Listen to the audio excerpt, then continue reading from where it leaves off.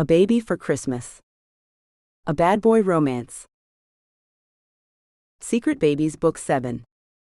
By Michelle Love.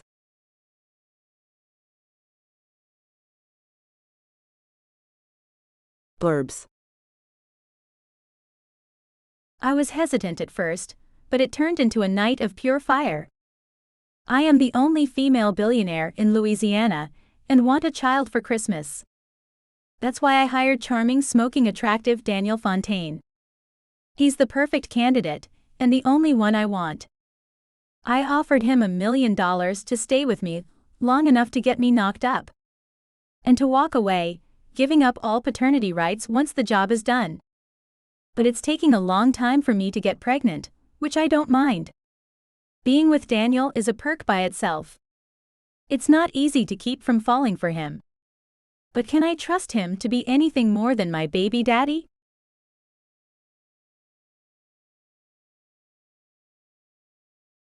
Chapter 1.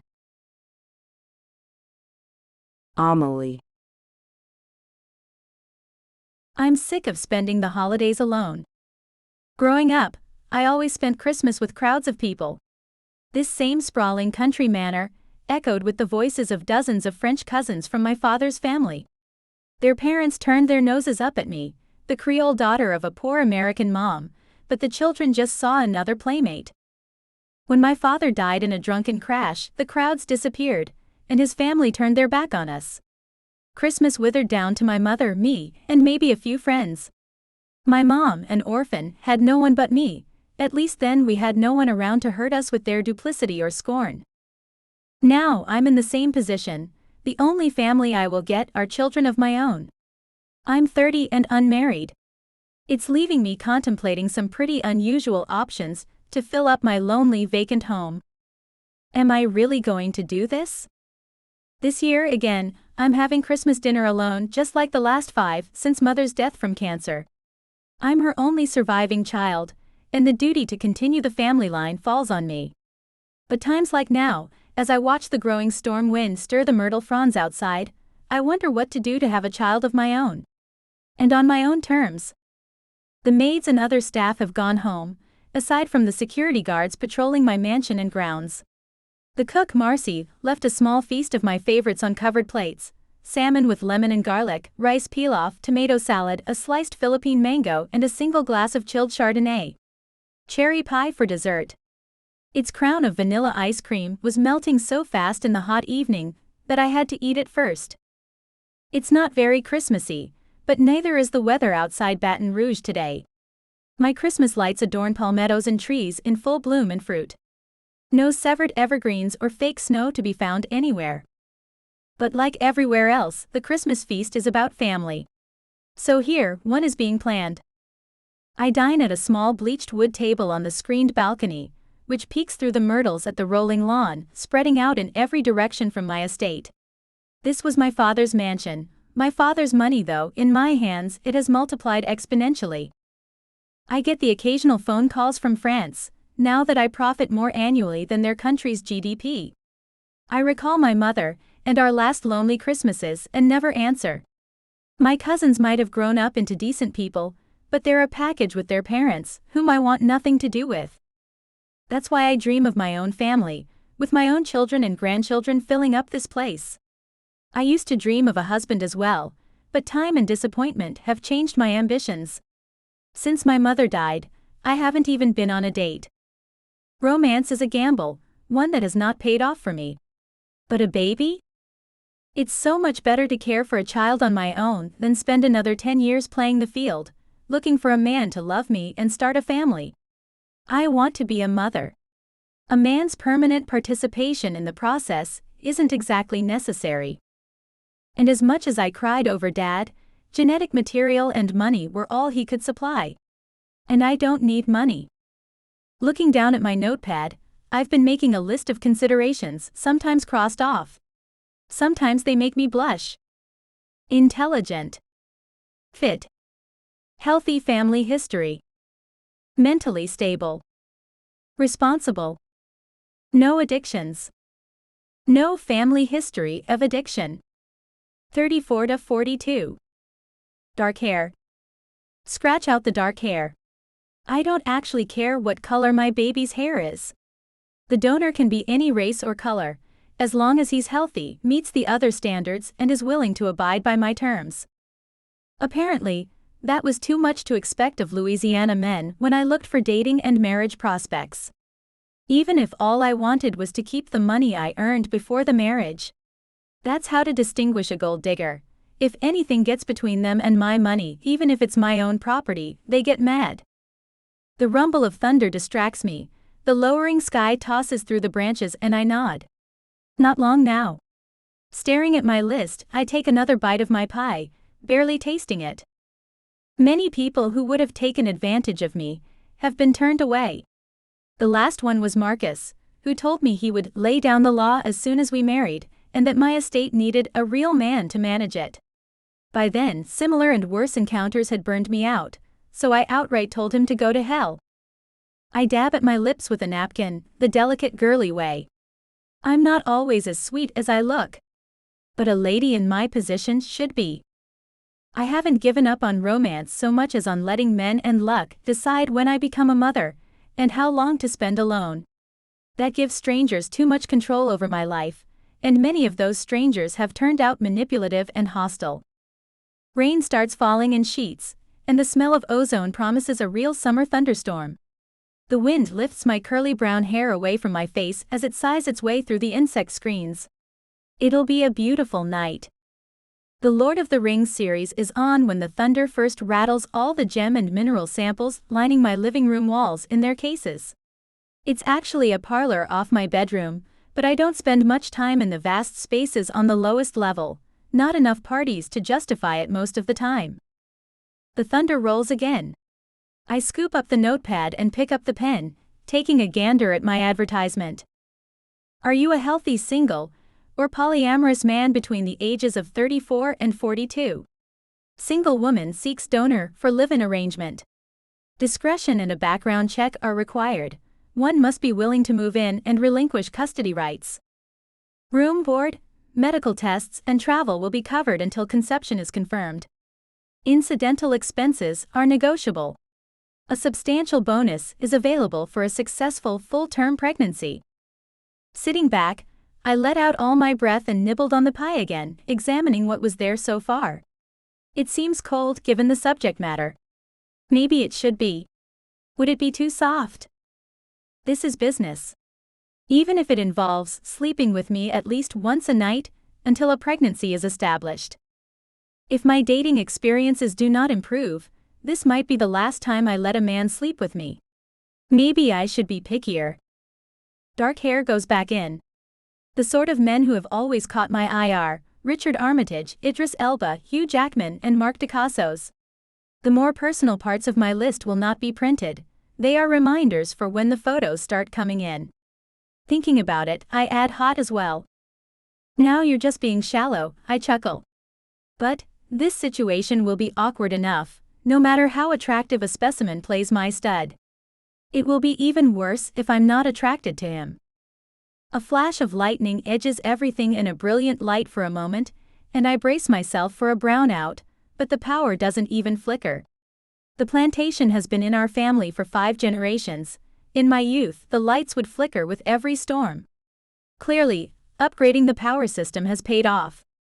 Why don't you get out and meet more people, Amelie? It's the commonest thing my friends tell me. They don't understand that, after everything, I want tenderness and kindness. If a man cannot provide it, I would rather go without one. My child will get my love and efforts instead. After a few more hours of watching movies and fiddling with my ad copy, I retire to my bed. Lying alone on a mattress that could sleep 4, I listen to the storm beating against the armored windows. My doubts gnaw at me for a while before drifting off.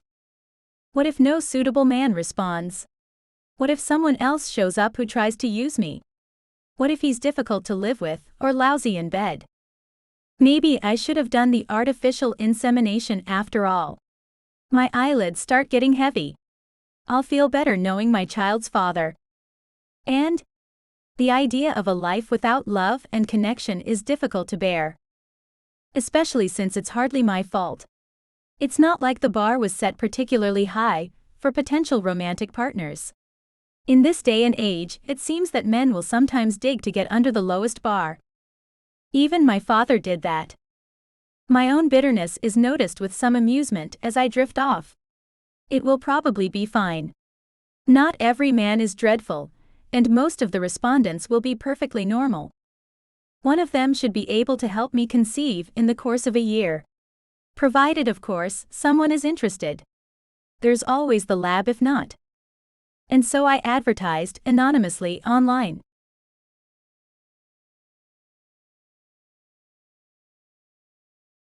Chapter 2. Amelie. Holy crap! Why in the world have I done this? In just 2 weeks, I have received about 6,000 applicants. 6,000 men who love the idea of getting paid to impregnate me, even sight unseen, with no name or mention of my wealth. And most of them are very blunt about it. Not only is romance dead, I think, but a lot of these guys can't even manage tact. I sit in my book-lined office, overlooking the rear garden, scrolling through the archive of messages on my tablet. I immediately disqualify anyone who is from overseas, gives a hint of being married, or asks about my net worth. That only pars things down by several hundred, however. All right, this is ridiculous. There's no way I'm going to read all these emails from top to bottom. It's time to put on my executive hat and cut everyone who doesn't qualify. First are those who refuse to follow instructions. It's as simple as running a computer program. There's no emotion involved in sticking to my list. I didn't make my first billion by being kind to those who didn't respect me. I sort out the too old, too young, and those from outside a 100-mile radius, cutting the list down to just about 4,000. I use the same cold detachment and adherence to facts that I use when hiring or firing at work. All the same, I feel flutters of fear as I send rejection after rejection and the consequential blocking of the applicants. Thank you for your interest. Unfortunately, you cannot be considered for this position because you are not from Louisiana. Still in your teens. Old enough to be my father. All right, that went swiftly. I take a good swallow of my sweet tea before deciding on the next eliminating factors. One way or another, get down to a short list of a few, maybe even just 2 men. Thankfully, I did not disclose my home address.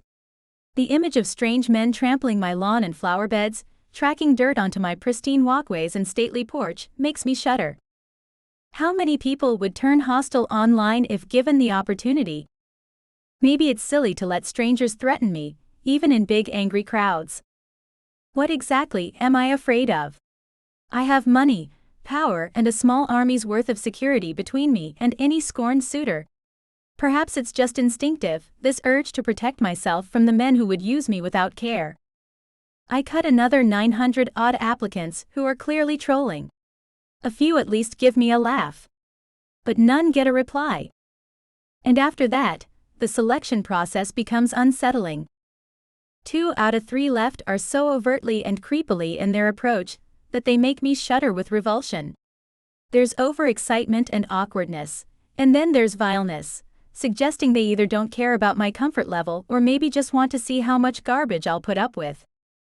I cut them easily, and send my formal rejections with a gleeful disdain. Although you technically qualify for the position, you lack the social grace, consideration for others, and respect for women needed to make a living with you for up to several months bearable. This decision was made based on your explicit description of your intentions, fantasies, and demands. Unsolicited and unwanted description or image of your genitals.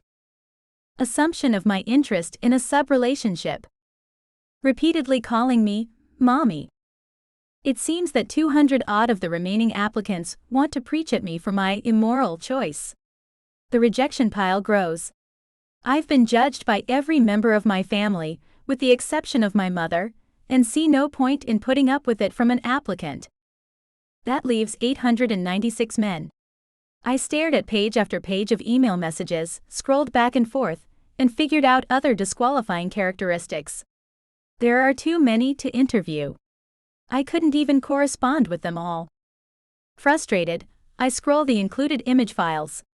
Nudes, fetish wear, or bad imitations of Christian Grey get binned as well. The same goes for below-the-waist pics showing off bulges, real or enhanced. Nice zucchini smuggling job there, friend. I could have lived my whole life without seeing that. You are a walking argument for thoroughly rinsing one's produce. I struggle on, bolstered by the brief laugh. But I'm getting tired and even more frustrated. My rejection letters get increasingly vague, formal, and short. I regret to inform you that the position has been filled. Thank you again for your interest. Send, block, and move on. 591 left. My glass is empty, and I stand up to stretch and get another refill. Outside I can smell rain again, but right now the steam heat parches me. My head throbs. I gently massage my temples, eyes closed, and swallow more tea. I'm at my limit, temporarily out of ideas for how to further narrow down the list. Ready to quit for the day, I scroll back and forth through the photos, hoping for one of the men to catch my eye. And then, quite unexpectedly, one does. His face flashes past as I scroll. It registers in my head. I stop and frown for a moment. In an instant, and in the midst of hundreds of other images, a pale and dark blur catches my attention. I slowly scroll back. A pair of almost silvery gray eyes stares back at me from beneath dark brows, gleaming behind a roguish curtain of jet black hair. His skin is pale, his features a strange mix of generous and sharp, with a pointed nose and wide, sensual mouth. A smile lingers on those lips that makes my toes curl. Oh wow. Hello. He sent 5 photos. Tall and muscular, he looks as good in a suit and tie at a club as he does in shorts at the beach. I stare at the drops of water gleaming like pearls across his broad chest, and feel my mouth go dry. When I reach his last photo, I hesitate. In all these applications, I've seen just about everything, from genitalia to bizarre instructions from total strangers. But this one thing is unexpected. He's smiling softly as he bends down to put his arms around a small, dark-haired girl in a wheelchair, who's so obviously his daughter that a lump forms in my throat. A single dad. It would be a package deal for the duration. And she's special needs. I have the ability to accommodate her easily, so that's no reason to exclude him. Besides, how can I say no kids when it's kids I want? So, instead of deleting his email, I open it up. Hi, my name's Daniel Fontaine. I hope you're doing well. I'm a single dad in my 30s. I live in New Orleans, where I own a small online investment firm and devote most of my free time to my daughter's care. I fit all your criteria, and you didn't mention having a problem with kids, so I thought I would give this a shot. He follows it up with a current medical report, STD test results, and a genetic profile. A very nice addition, though more information than I actually need. I read over the rest, my gaze jumping sometimes to the thumbnails of his photos. Their effect on me is startling. My cheeks get warm when I look at him. Shyly, I glance away and feel girlishly silly in doing so, as if the photograph is looking back at me. It's such an unexpected feeling, it scares me a little, but a warmth stirs in my heart when looking at him smiling at his daughter easily counters that. It's not love at first sight, but I wonder what he'll be like in person if just an image leaves me this weak in the knees. Is he as kind as he seems in that photograph? Maybe he won't mind my awkwardness. And wary. What concerns me right now is the awkward part and the inexperience, especially when it comes to intimacy. I guess having an older child around would be good practice. Besides, I can hardly ask a man to leave his daughter home. I keep reading, deciding not to cut him out. I have included the results of my recent physical as well.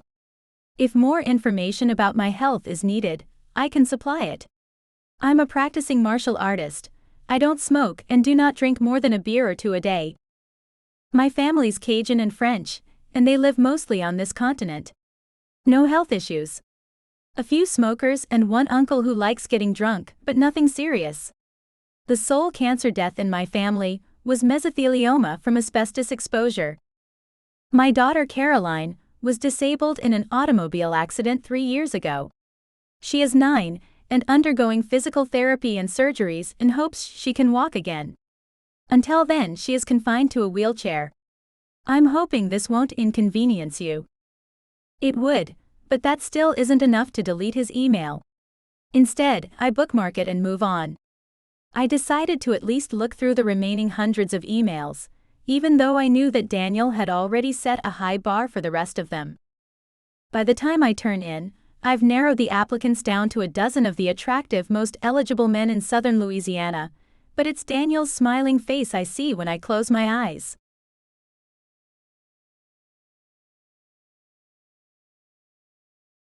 Chapter 3. Daniel. I start checking my emails every few hours, eagerly waiting to hear from a wealthy single woman from Baton Rouge, looking for a man to knock her up. My application was sent 3 weeks ago, and I was warned the response might take up to a month, but Caroline's legs have been aching so bad that I'm getting desperate. It took the dedicated work of 2 hackers, a private detective, and my own powers of persuasion to track down the mystery woman. Her fertility specialist gave up her name and details after a fat enough bribe. It hurt giving up the money, but if I play it right, I'll get it back 1,000-fold. Amélie LaBelle, Louisiana's only female billionaire. A world-famous brilliant jewelry designer whose mining and production companies hold an enormous market share, and who single-handedly erased the debts of over 250,000 locals last Christmas alone. Smart, talented, rich, powerful, and soft-hearted, not to mention one of the most attractive women I have ever seen. Talk about my dream girl. Or at least, the closest I have seen since losing my wife. That's her. Jerry grins as he returns with 2 long necks from the kitchen. He's fair and chubby, with a perpetually boyish look, and is a house husband and new dad when not writing code, or tracking down people on my request. And she totally wants your seed, dude. I drink in the gorgeous Creole woman on the screen. Her elegant gown and tumbled dark brown curls give her the look of a Greek goddess. Her eyes are a soft golden brown, like good bourbon. Her round cheeks and full kissable lips, set in a shy smile, turn me on. Robust curves, a cute face, and a demure manner. What an intriguing combination. Damn, I hope so. Her idea of a substantial bonus could pay for the rest of my baby's treatments. So how much for all of it? Jerry frowns as he settles back in his chair. His own twins are tiny and currently napping. The baby monitor sits next to his computer screen, showing their tiny curled forms. The remaining surgeries are $1.2 million, including physical therapy. Designing a brain-controlled assistive walking exoskeleton to retrain her brain and muscles means more time and cash, up to another $250,000. My voice goes grim. He takes a big sip of his beer. That's a chunk of change, even with the kind of scores you manage. You don't think the bonus for knocking this lady up will actually pay for all of it? No. But I'm hoping to persuade her to pay for it anyway. I'm very good at persuading people. In fact, it's my real business. He lets out a low whistle and turns back to the golden-eyed goddess on the screen. So what's your plan? Buy us time, I reply cryptically. After over a decade in my line of work, I know better than to let anyone in on all my plans. Buy myself time to convince her. It shouldn't take more than a few months. His eyebrows rise as he takes another drink. But your part will be over as soon as she's knocked up. How will you delay that? How will you prevent pregnancy? I smile. That's taken care of. I'll have at least until Christmas before having to worry about it. Christmas. Roughly 11 months away. Long enough to make sure my little girl got her legs back before the lovely Ms. LaBelle gets her baby. Anyway, everyone will walk away happy. If, of course, we walk away at all. Because that's my real ambition. Not only that my little girl walks again, I want to give her the life of a billionaire to make up for my mistake. I really want to see you pull this one off, dude. Jerry chuckles over the chorused hum of his computer equipment. How do you figure she'll choose you over everyone else? Because, my net surfing friend, I'm exactly what she's looking for. If not, I'll find out what she secretly wants and will become that man. I hope she figures that out. Best of luck on this one, Danny boy. She's gonna be a tough nut to crack. He's looking at something on the screen besides her photo. I curse myself for getting hung up on her picture without reading to the end. No family on this continent, not much of a social life. You couldn't find a thing on her romantic life. He shakes his head. Bits and pieces, but nothing lasted more than a month. No signs of acrimony, she just stopped calling them and blocked them online. Reading over the details he has gathered on her, they are added to the database on Amélie Labelle building in my head from my various sources. She's not happy with confrontation, especially with men. Probably not Sherlock, but she didn't find and run so many companies because she's a wuss, or dumb. He scrolls to show me the rest. She does have relatives overseas, but they're not in contact with her. Isolated, non-confrontational, probably lonely as hell, but with a strong will and mind, a lot of money to burn, and one simple desire. No clue why she never married. He shrugs one rounded shoulder and burps. Not entirely, but if her romantic life's been unlucky and her standards are high, well, better alone than miserable with someone, I muse. Exactly. He tilts his head. So, saying you get the job, how do you plan on keeping from impregnating her if you're drawing her nightly? I stare at him and reprimand him with a sharp, Jerry. Okay, none of my business. Just curious. He looks at me nervously. I sigh, relaxing. It's fine. Leave that to me. Soon after that, the twins start crying. I help with a diaper change and give the poor guy some advice on properly giving a bottle. The two are cute, but from their thin blonde hair and round faces, they unfortunately have inherited their dad's looks. Hopefully they'll also get his brains, but not his lack of social graces. I walk out into the steamy rain with a thumb drive of files on Amélie in my pocket and her soft smile in my head. There's still a chance my initial hook won't be as good as somebody else's, and she won't even respond, but it's definitely worth a shot. New Orleans in January is still a steam bath on days like today.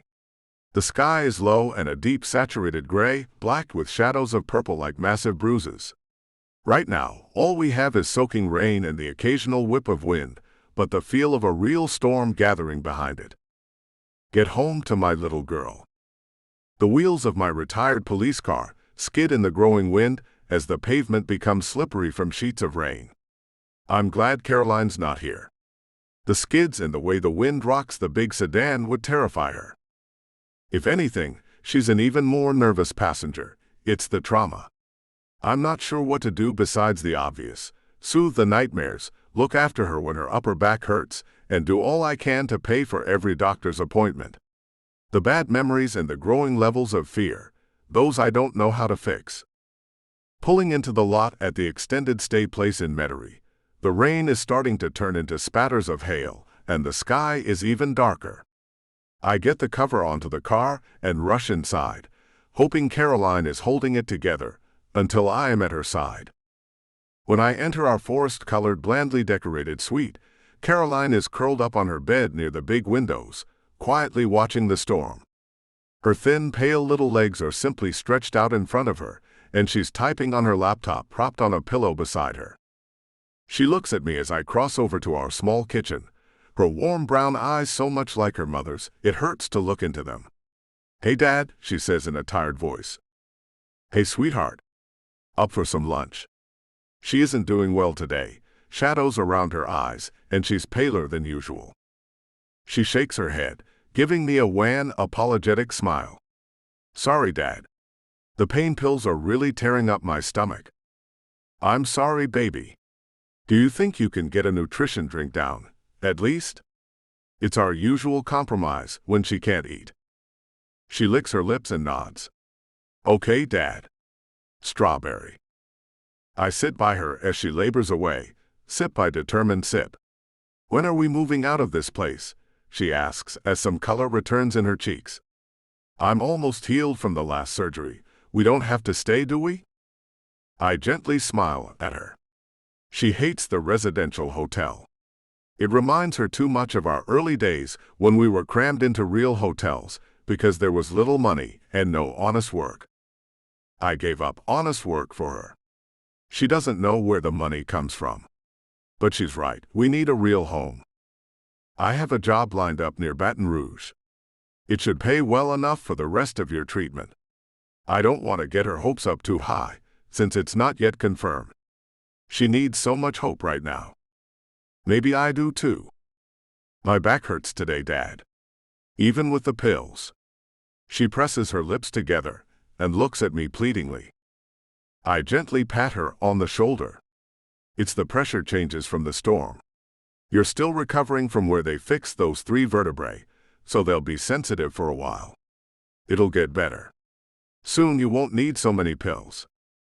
She sniffs. Will the pain ever go away? I close my eyes, wincing, and hug her. We'll do everything in our power to make sure it does, honey. Even if that means seducing a billionaire for her money.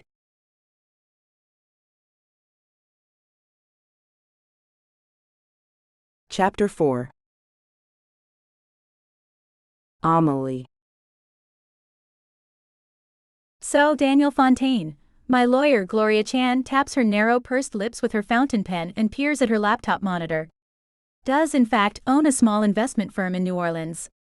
No local properties. He's currently living in an extended stay hotel in Metairie with his daughter, probably to be close to her physical therapist. I lean forward in the padded leather seat next to hers, to peer at the screen. No criminal record? Not so much as a parking ticket. This guy's clean. And with the contract we just hashed out, he won't get away with much if you choose him. Legally, anyway. She smiles as she sits back for me to read. How was his daughter disabled? I wonder aloud. Could there be a darker story behind her condition? Maybe he seems too good to be true. Car accident. Here's the police report. She opens another tab. 3 years ago. His uncle Andrew was driving. He blew a .24 on a breathalyzer, 3 times the legal limit. My throat suddenly tightens. His wife died at the scene, his daughter paralyzed and with a shattered spine, Daniel with 2 badly broken legs. Andrew walked away without a scratch. Her normally cheerful tone has gone grim. Damn. Did he go to jail? Poor Daniel. And that poor kid. Yeah. Died there 16 months later after being shivved in a riot. Daniel was his last living relative and never picked up his ashes. She eyes me. Can't actually say I blame him. Me neither, I breathe. He's trying to fix what happened. His daughter was robbed of her mom and the use of her legs because her great-uncle lied about being sober. Gloria taps the pen between her fingers like ashes from a cigarette. If that was my kid, I'd do anything to fix it. What about the interview? I'm trying to keep calm. He was affable and polite. And startled when he learned who you were, the pay rate and the bonus. Given the medical bills he is facing, that might be the reason he is so eager. Her chair creaks as she leans back. Drawing a deep breath, I feel an odd flush of warmth. It's been a crazy and weary few weeks since I read Daniel's first email. Now he's one of 3 finalists and the one I should not choose. He affects me too much. I may not be in full control with him around. Yet Sean or Aaron both seem like safe bets, but also boring by comparison. Sean, a stable and predictable New Orleans architect and Creole like me, who would have gained my mother's approval in a heartbeat. And Aaron, a medical illustrator from Baton Rouge, already with 2 kids in his open marriage. They're both perfect. Neither one rings a single alarm. But neither one haunts my dreams like Daniel. Is something wrong, Amelie? My lawyer asks with an owlish tilt of her head. No, it's fine. I'll talk to him. See how it goes. Set up the first coffee date with Mr. Fontaine, I say confidently. Give him my private number if he wishes to call me ahead of time. She presses her lips and looks at me silently for a few seconds as if considering something, but finally just nods.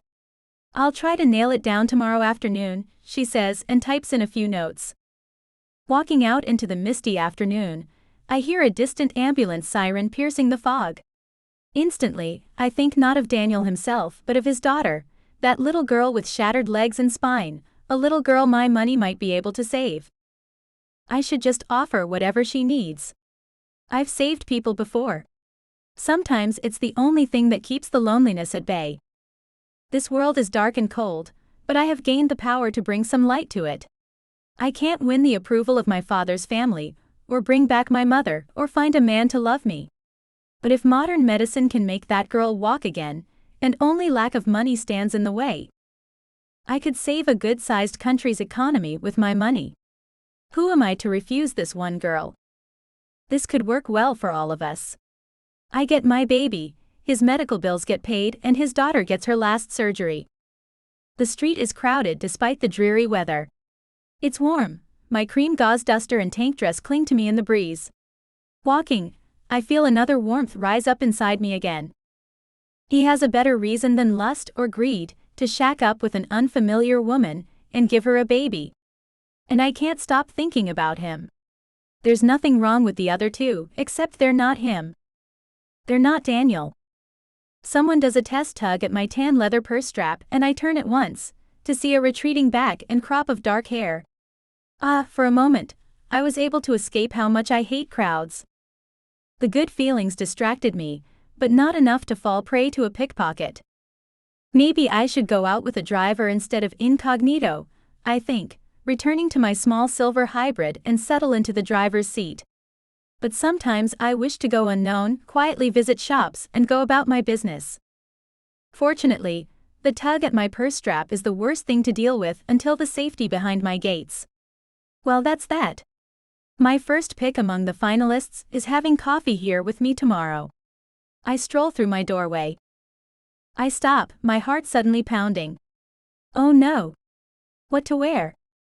Locking the door behind me, I hurry up the stairs into my dressing room, dashing past my startled butler.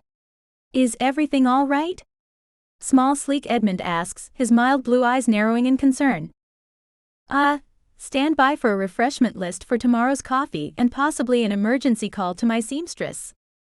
My dressing room is organized meticulously by color, and the jewelry set they were chosen to go with. Black with diamonds, opals and rubies, sea colors with sapphires and pearls, forest colors with emeralds, earth colors, or white with turquoise and amber. The cloth is just a backdrop for the gems and their settings, my art and the source of my fortune. I've only worn about half of the outfits here. My mother took me shopping all the time while my father was out on business trips with his newest young secretary. We would come back hours later, laden with bags, and I would tuck them away and forget about them.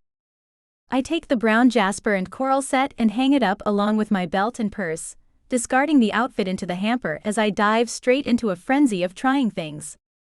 Part of me thinks this is ridiculous. He's the one who should be trying to impress and attract me. It's my money, and my decision. The rest of me wonders what his favorite color is. I finally settled on orchid purple and soft pink, a silk halter dress with an empire waist and a flowing skirt. It goes well with the set of pink jade flowers and purple tanzanite in rose gold. 2 weeks just to carve those flowers. The carved rosebud dangles into my ample cleavage. Will he have the taste to appreciate it? What just happened worries me a little. This isn't a date. This is a business arrangement. Stop being so nervous. But I can't help it. And because the feeling is laced with an unfamiliar, giddy happiness, do I really want to?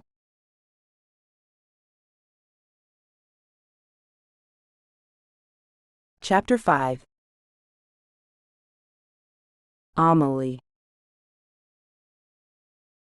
The night was spent tossing and turning, second-guessing every decision about the arrangement, my clothes, the coffee service, everything. All morning was ridiculous, too nervous to eat, fussing endlessly with my hair and makeup, spending too much time choosing a perfume. I wait for Daniel, giddy and silly, as if, instead of arranging a human stud service, it's my first date with a new romantic partner. You haven't even met him. I check myself in the entryway mirror. You don't know what sort of man he is living under the same roof. He's clean of disease, and Dr. Weiss confirmed he is healthy and has a high sperm count. Keep calm today and keep alert. Learn about the man himself. Returning to the armored foyer windows, I look out past the porch to the gate at the base of the small hill. He's not due after 3 times. Annoyed, I walk away. Oh, come on. Amelie, you have all the command in this state of affairs. You're literally renting him out. He's in a financially desperate situation you'll solve if he gets the job. You can have him tossed out in 3 seconds if need be. You don't have to impress him. Really. No matter how forcefully I tell myself that, the moment the gate intercom crackles, I jump to the control, allowing his old black sedan to enter. He drives up, parks and comes to me in loping strides across the raked white gravel of the driveway. He's wearing a dark, well-tailored suit and a tie that matches his lovely pale eyes. He bounds up my porch steps with the eager energy of a more youthful man. I close my eyes, steadying my breath, reminding myself once again I am in control. He knocks. My eyes open and I move toward the door. I put on a small smile, ignore the urge to beam, ignore the equally strong urge to retreat into the depths of my home in a fit of shyness and open the door. His face beams up sincerely and his gaze falls on me. Ms. LaBelle, he bows slightly. Am I late? He has a plain but well-maintained leather briefcase at his side. Right on the nose, Mr. Fontaine. Please come in. My office is upstairs. I step back to let him in, and watch his gaze flick around briefly to absorb the entrance before returning to me again. Thank you. His eyes twinkle as he passes me. My throat tightens as his scent hits me. Manly musk and hints of spicy cologne are easily detected in the heat, as he closely slips past. I close the door, trying to ignore its enticement. He walks toward the staircase, moving slowly as he looks around. My breath catches at the sight of his broad, muscular back. The cloth straining across his shoulders makes me wonder what his muscles would feel like, tensing under my fingertips. I want this one. No one else will do. Welcome to my home. I sweep ahead of him, so the view won't make me stumble on my own staircase. Please follow me. Of course. His steps are surprisingly light. We get to the 2nd floor, where my office door stands open with the fans running and gauze curtains drifting in the breeze. It's lovely, he comments as we walk. Is this a family property or a purchase? It has been in my family for over a century. Even his voice is attractive. Low and resonant with music to it. Does he know its power, or is he using it on purpose? He may be oblivious. His manner is pleasant and a touch flirtatious but opaque. Examining his micro-expressions would get me gazing at him. How does that make me feel? Worse, he might notice. He cannot learn how much influence he already has over me. When his eyes twinkle at me, it feels like I'm about to float. That's bad. It's nothing I can afford. Money? No problem. My heart? That I have to guard. My poor mother was a miserable example. You do right by our family. Make us a success. Those snotty idiots think we can't make good on our own now that your daddy's dead. I paid dearly to make sure you could have a future with all the money you could ever need. Now go make me proud. She paid dearly. In tears, in humiliation, in my father's infidelities and lies. She stuck it out and never divorced him to ensure my future. And I went out, worked hard, succeeded, and made her proud. My child will do the same as I will, provided the love, fortune, and a duty to those of us who came before. The thoughts take some of my dizziness away. I focus back on my guest, leading him to the office door. Before coffee, I'll conduct a private interview that will take about 15 minutes. We'll start with questions you might have and go from there. How am I keeping my voice so even? As you wish, he says simply and follows me inside. I settle in at the desk and he sits across, flinging one leg over his knee and folding his hands over it. He looks completely at home. I'm not sure what to say for a moment. Fortunately, he's content to fill the silence. Why are you having a child this way, instead of going to a laboratory? I understand it could have been handled discreetly, and that you would have been able to pick the genetic traits of your donor. His voice is gentle, but his curiosity freezes my smile. Many reasons. So many tears were shed over those reasons. You're very direct. No annoyance or defensiveness, just stating a fact. It's best we are honest with each other, he replies in a quiet, earnest tone. My daughter's life will be greatly affected, for good or bad. Let's be sure there are no miscommunications or knowledge gaps that might lead to problems. Of course. My cheeks are getting warm. The practical part of my mind wonders if his daughter is an excuse to be nosy, but he has a point. Does she know why you would move here? She knows I'll do some work for you, but not the nature of the work. She's only 9 and may not understand her daddy putting himself out to stud. He says this as smoothly and pleasantly as everything else, catching me completely by surprise. He looks at me, and the warm twinkle of humor disarms me completely. A moment later he continues more seriously, now about my question? I swallow and nod, nervously pushing out an answer. A lot of women who hire a man to impregnate them want to know the father, at least on a basic level. Not to force any more involvement, but rather. Is that your reason? I'm not interested in a general answer. His voice sharpens just the tiniest bit, and my throat tightens a little. Yes. A large part of it, anyway.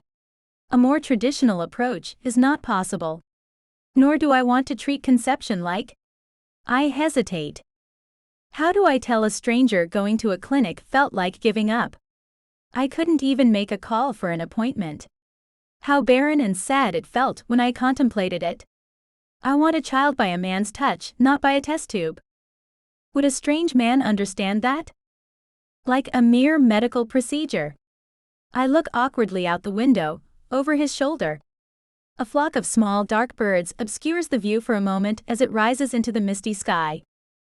A sudden stab of melancholy comes over me, so deep that I can't look at him for a few moments. He did not need to know about my sad, romantic life. He doesn't need an explanation of every how and why. He's a stranger. An attractive stranger and one who has enough information to trust me, but the deep loneliness behind my decision, that he will not learn. He may just take advantage if he does. You look gloomy, he comments, and my attention goes back to him in embarrassment. Shit. I'm fine. I take a moment to focus, and look up as calmly as possible. Do you have any further questions? Yes. What will my schedule look like? His voice is gentle, but with the confidence of a man who already has the job. I can't resent it. It does, however, make me worry my emotions are easy for him to read. Hours? I cough into my fist, blinking rapidly, realizing I never considered the specifics of our conjugal visits. 10 to 2 nightly, I say finally. The rest of the day is yours, except for a few medical visits. He nods. Dr. Weiss. Yes. I'm assuming you'll need time for clients and your daughter's school commute and medical visits. Yes, and physical therapy. Is this place accessible? His brows draw together, his tone and manner are that of a concerned dad. It's even more disarming. There's a personal elevator that was put in for my mother, after her health declined. I'll arrange for Caroline to have the bedroom next to it. Now I'm doing it, talking as if this is a done deal. He nods in satisfaction. Ah, good. So 10 to 2.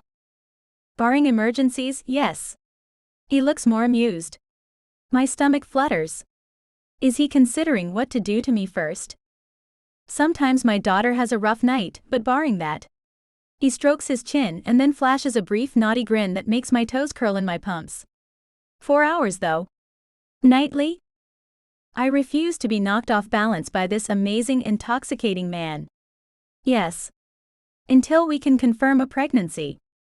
The twinkle in his eyes becomes a gleam. I've always wanted to test my stamina. It's the most provocative thing he's said so far, and it leaves me blushing and intrigued. I have no idea how long it takes, I say hastily and immediately know it was a mistake. His eyebrows rise. You've never, he trails off then recovers. Sorry. It's a surprise when a beautiful woman tells me that. I dig my nails into the silky fabric covering my knees, glad my hands are hidden from his view. Until now, my priorities have been education, family, and work. I'm also very selective. Then I should be honored, he replies in the same smooth tone, his lazy smile returning. Why did you choose me anyway? My mouth goes dry. Tell him he's the only one among them I think about at night. He's the only one I want to be with. There are actually 3 finalists. But you chose me first, he observes. I lick my lips instead of answering. His eyes narrow in amusement. Do I have an advantage over the others? Trembling, my gaze sweeps over him. When our eyes meet, the searing heat of his interest makes me realize the other 2 finalists do not matter. I want Daniel. And he knows it. Besides meeting all my criteria, the dedication to your daughter was particularly notable. The half-truth sounds weak an excuse. It's not as common among fathers. His sly smile fades, and he tilts his head in curiosity. It depends on the dad. I know several who would walk through fire for their kids. And every single one of them makes me jealous. But never mind that. That is true. I simply don't have experience, so I found it notable. He watches me silently.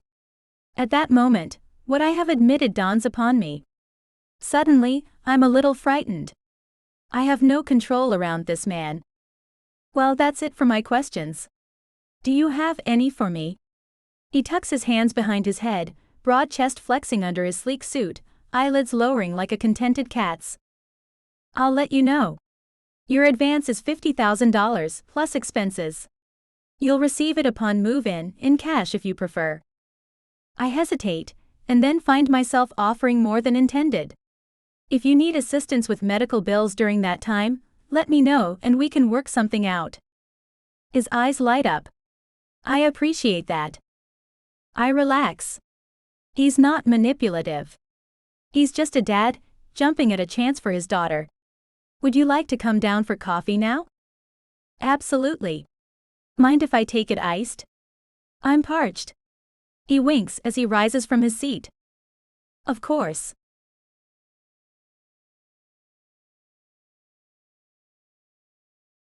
Chapter 6. Amelie. Iced coffee with muddled mint leaves, chocolate and cream swirled into them. The tall glasses sit between us, as we take seats on my beloved balcony. In 2 silver bowls, thin slices of chocolate cake support fans of strawberry atop clouds of whipped cream. A pyramid of finger sandwiches, mostly smoked salmon with cream cheese and cucumber, sits on a plate by the desserts. I could get used to this, Daniel says, saluting me with his glass before taking a long sip. His eyes squint with pleasure, his muscular throat works, and my fingertips want to reach and feel his skin. You live in this palace by yourself? Our family used to be much larger, I reply quietly, and he goes silent, focusing on his drink while I watch him.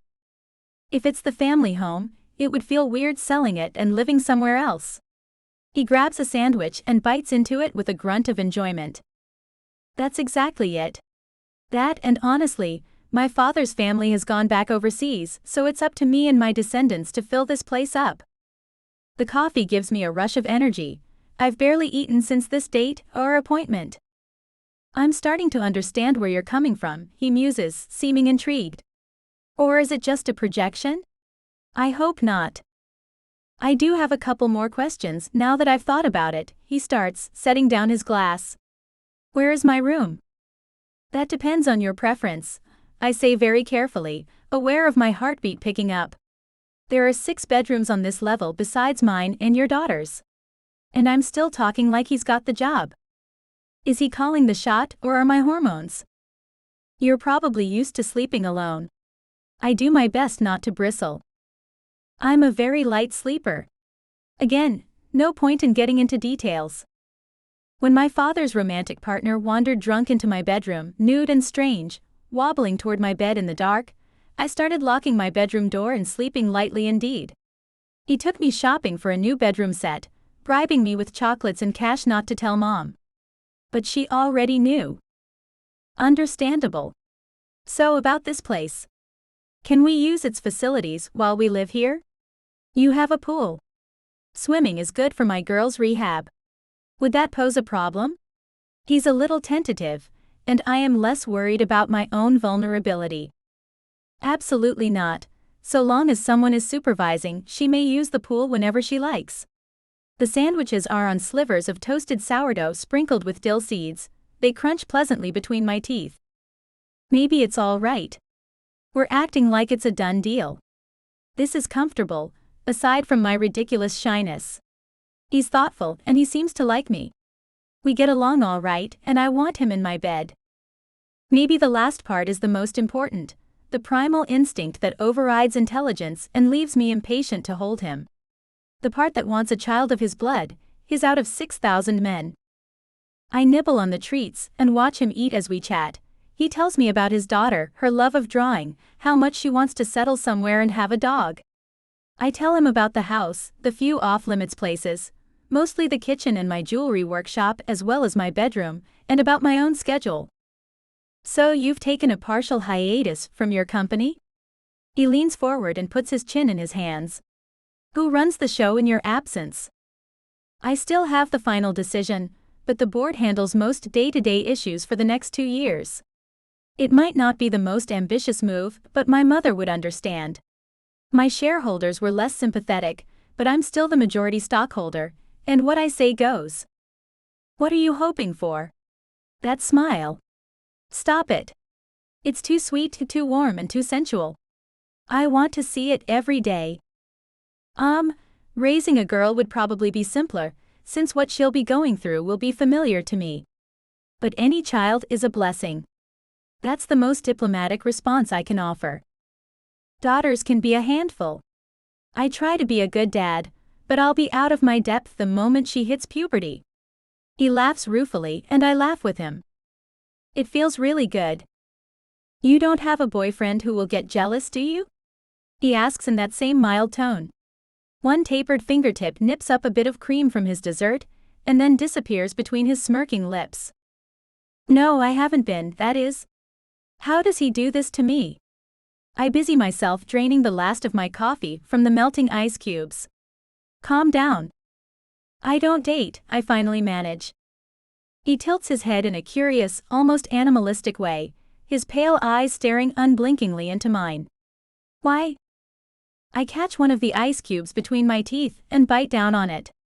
It grinds between my teeth and goes down my throat. I suddenly want to tell him it's none of his business. But instead, "It wasn't going well" is uttered. For a split second concern darkens his eyes and he looks away again, mortified. I despise pity, like my mother. He doesn't ask about my dreadful romantic life.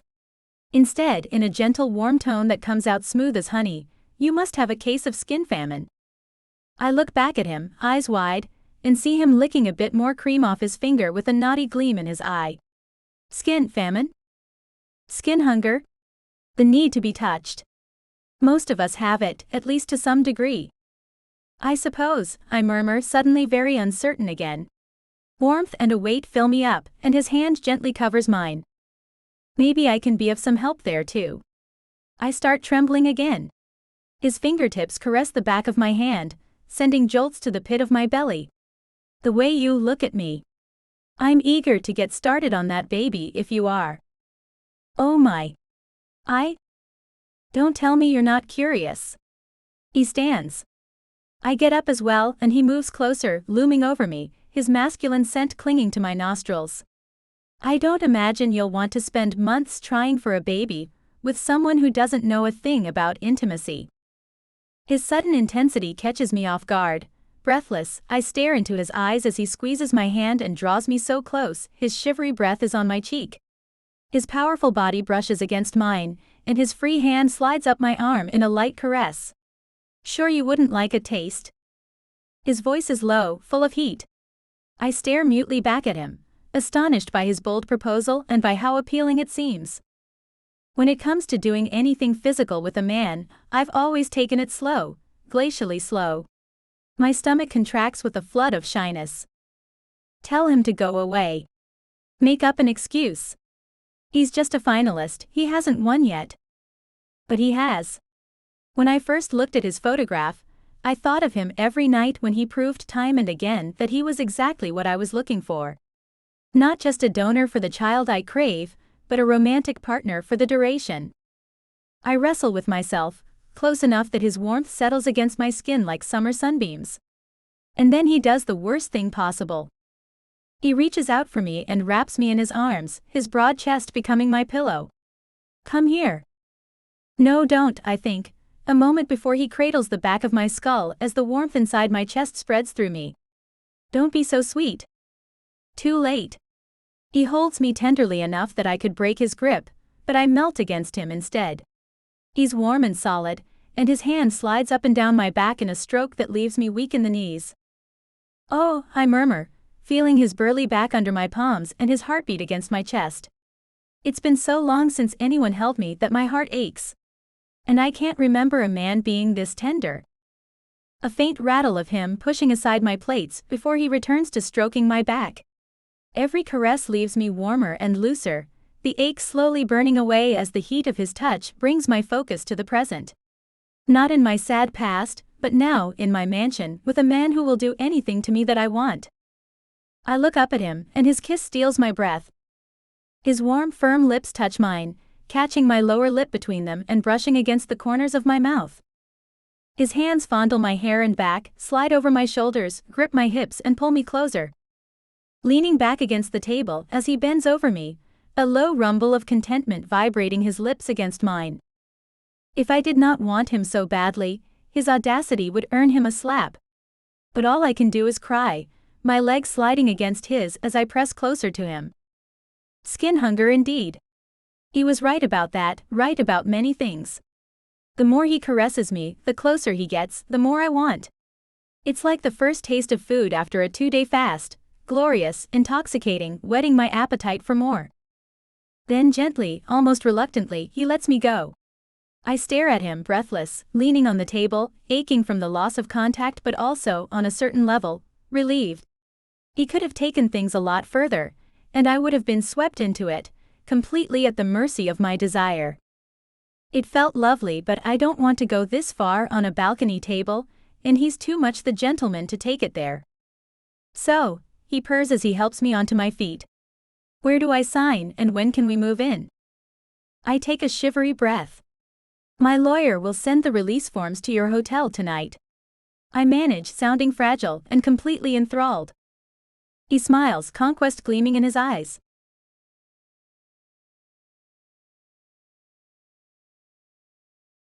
Chapter 7. Daniel.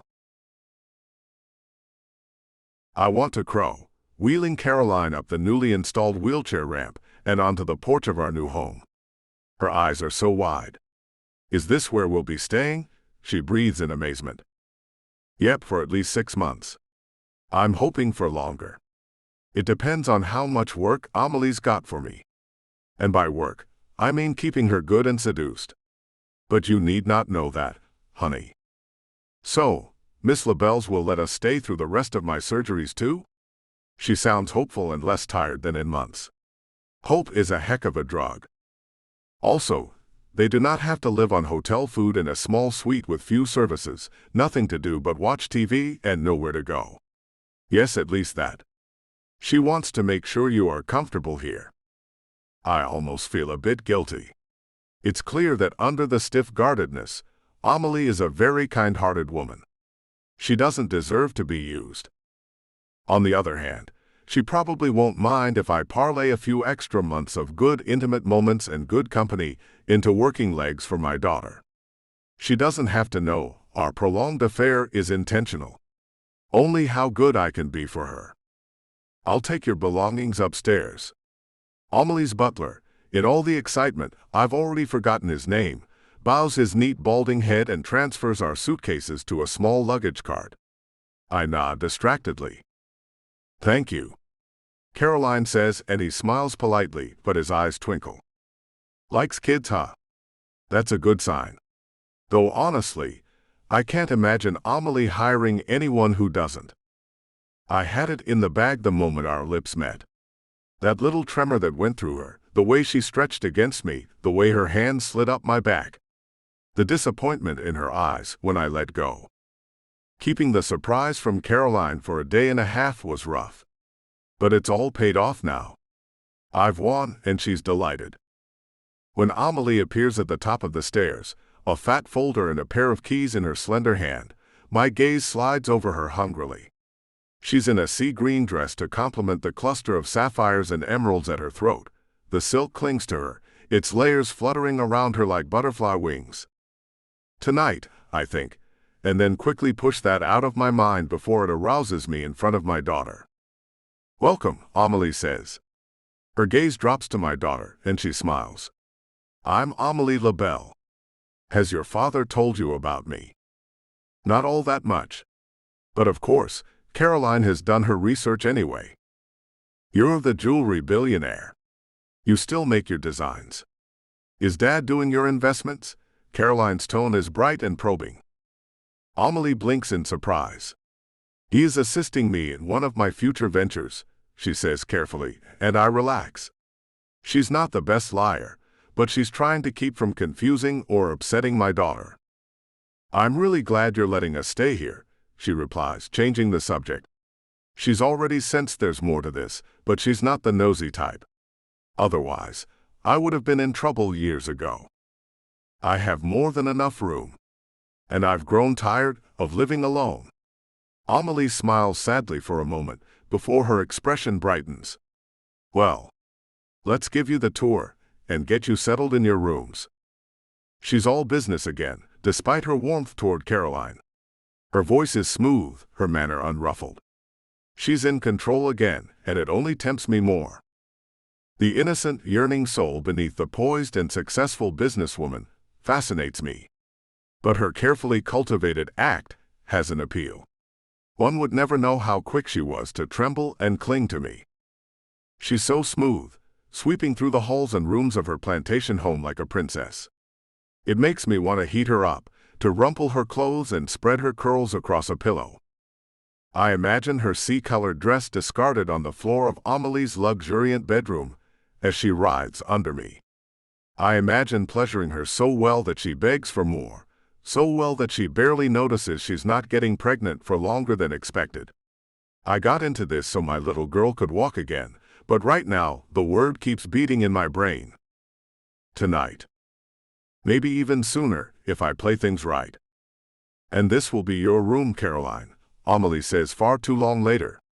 She opens the double doors leading to Caroline's suite, and shocks me.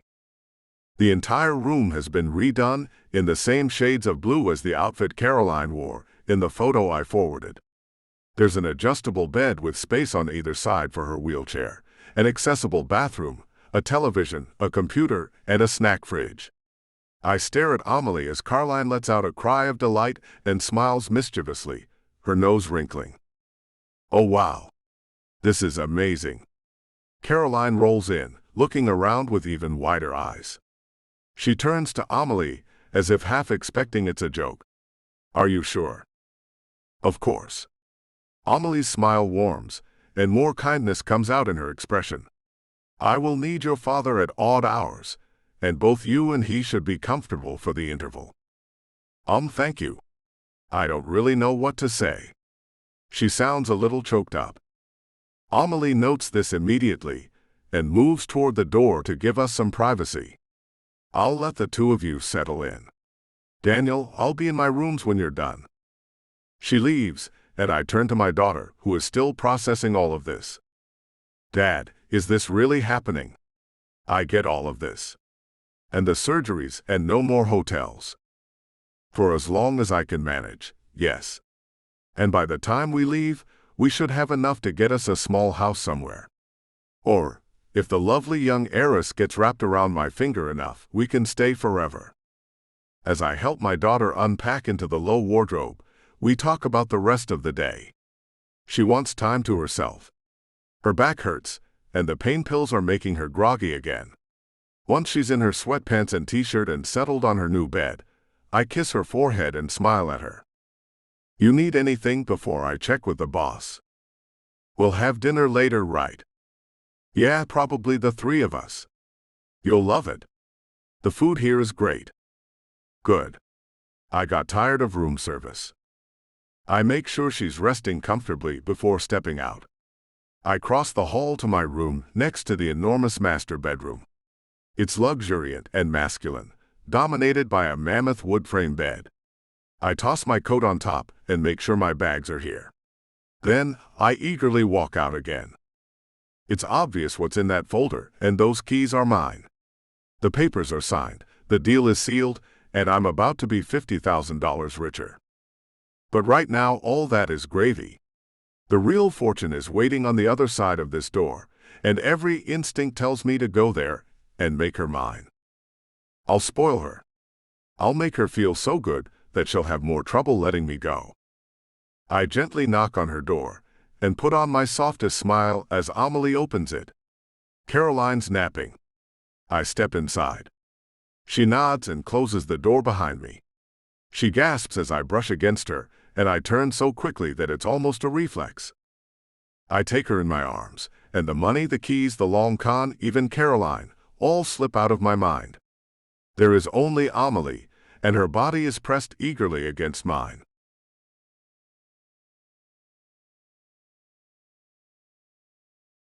Chapter 8. Amelie. I can't remember how we got across the room. Daniel carries me while he is kissing my breath away. I am too delirious with pleasure to let shyness stop me. The afternoon breeze sighs over my half-bared body as I lie on my bed with Daniel crouched over me. I'm trembling, my nerves tingling wildly with desire and pleasure, and my head full of a glorious warm fog. My silk dress is on my bedroom floor. My shoes are by the door. My necklace and earrings hang from the bedpost like Mardi Gras beads. He tears off his shirt as he kisses me, mouth rough and hungry, his hands so impatient, a couple of buttons pop off and clatter on the floor. That's all right. If he keeps making me feel this good, he'll get 100 shirts. He throws the wadded fabric to the floor and strips off the t-shirt beneath. A wall of rippling muscle stretches over me as he pulls it off. Brave in my growing frenzy, I lean forward to run my mouth over it and hear him grunt with surprised delight. His skin is so smooth. I haven't been this close to a half-clothed man before, and don't know what to expect. My hands run over his warm skin trying to memorize him, and I offer my mouth again. He kisses me in response, nudging me back against the pillows. I could almost forgive his being so abrupt. And I thought this was going to be awkward. It's not awkward. I'm too caught up in sensation to care about how I look to anyone but him. And he's so into me that he's shaking. Talk about a confidence boost. But it's more than that. It's him. A little while later. His long fingers exploring every part of me. His touch is almost reverent, until it intensifies as he recovers fully. Soon after, he has me so turned on I can't even form words. I never knew it could be like this, I think, astonished, a moment before I can't think at all. My eyes can't open, I can only feel it as he lies over me and lays his head on my shoulder. It's done. I've crossed that line now. I literally can't move and he can't either, or he doesn't want to. He's collapsed over me, his face turned to the side so I can see the expression of bliss on it. Another faint jolt of pleasure runs through me, along with a strange triumph.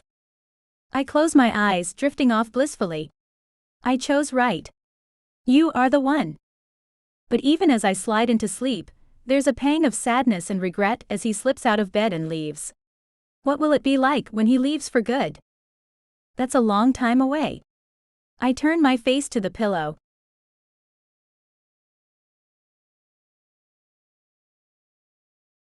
Chapter 9. Daniel. That didn't go as intended. It was amazing, but I might be in trouble. It's raining again by the time I can drag myself out of Amelie's bed and put my clothes back on. My legs are wobbly, I'm thirsty and starved, and yet I'm more relaxed than I was in years. Crap, I'm thinking while pulling my pants back on over tingling skin. I've done well. She was satisfied, in ways any woman in her position would be desperate for. Women like this don't just want a test tube baby. They want to be loved properly. Otherwise, why get a stud instead of a lab visit and some hand-picked owner?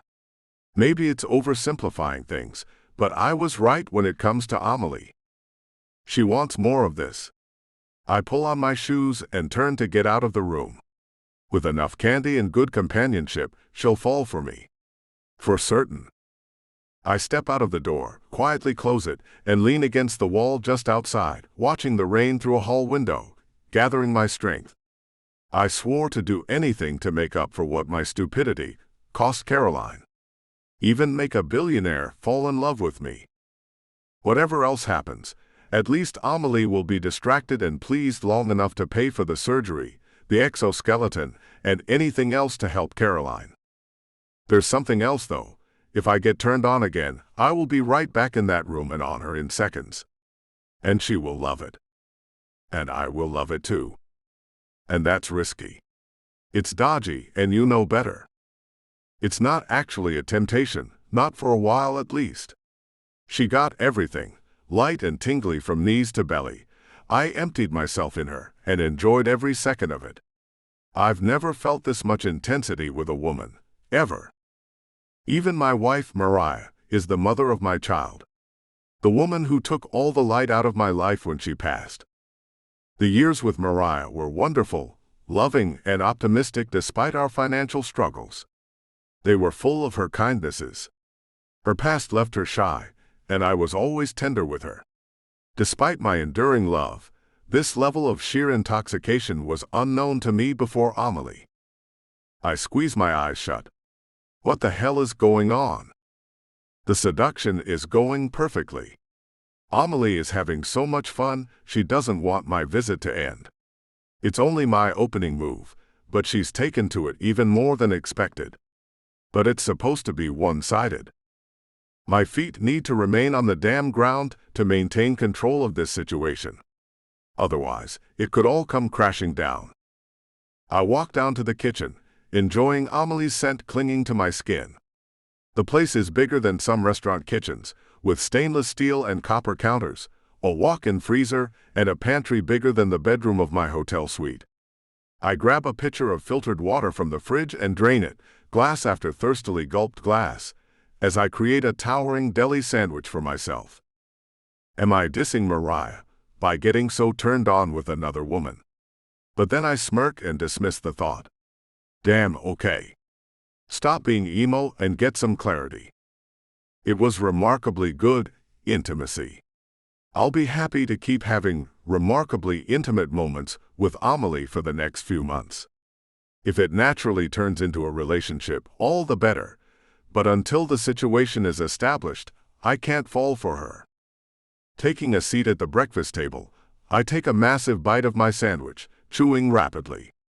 Lightning flashes outside, and the rumble of thunder comes several seconds later.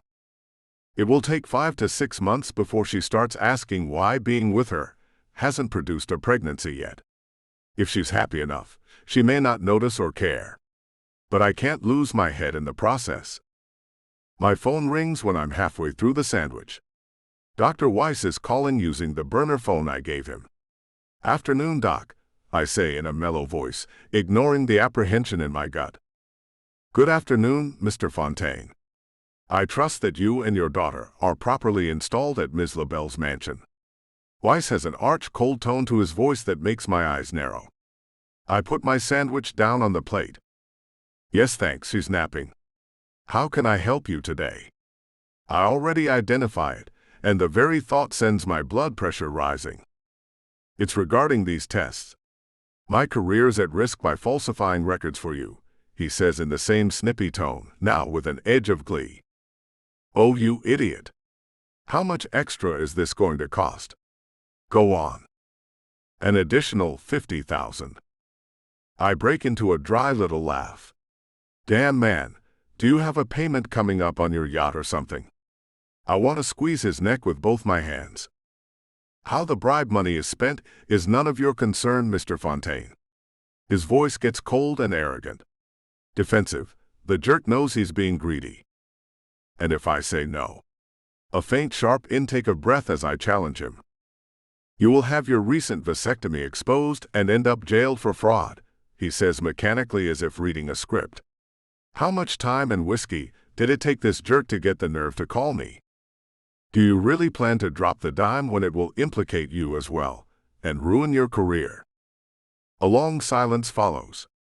I smirked and took another bite of my sandwich, chewing while waiting for a reply. Those are my terms, he says in the same mechanical tone. There's a brittle ego behind it, and I smile. Look, Doc, you are allotted a fortune to help Amelie get a healthy baby, which she will get just with some delay. You are also paid to hide my vasectomy for 6 months or so until it's reversed. By Christmas, you'll have a solid pregnancy, you'll have your cash, and we'll go our separate ways. Why mess with such a good deal? I ask reasonably. He's silent again. Savagely, I bite into the sandwich and chew. Give in. I have more money than you and can afford better lawyers, he ventures, and I roll my eyes.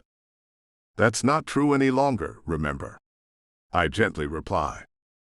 He huffs twice and hangs up. I close my eyes and sigh, trying to control the rush of adrenaline. I don't like being threatened or blackmailed. Fortunately, Weiss doesn't know what he's doing and seems to realize that squeezing me for more cash didn't go as planned. It worries me. Doctors have a superiority complex. It makes them overconfident. It could mess up all our lives if he messes up. That would mean jail for me, a broken heart, and lost hope for my daughter. I will get rid of that little jerk before that happens. Blackmail out of greed escalates as long as the greedy person has something on you. If I encourage him, Weiss will make the same damn call every month or so, bleeding me of the money for Caroline's surgery. Now I've forced him to consider how his plan to penalize me will ruin him as well. Still, his sense of revenge. Doctors hate being outsmarted by anyone who doesn't have letters following their name. I finish my sandwich, watching the storm, trying to figure out what to do. Maybe go back to Dr. Parikh, get the gel flushed out, and make a liar out of Weiss before he has the chance to rat on me.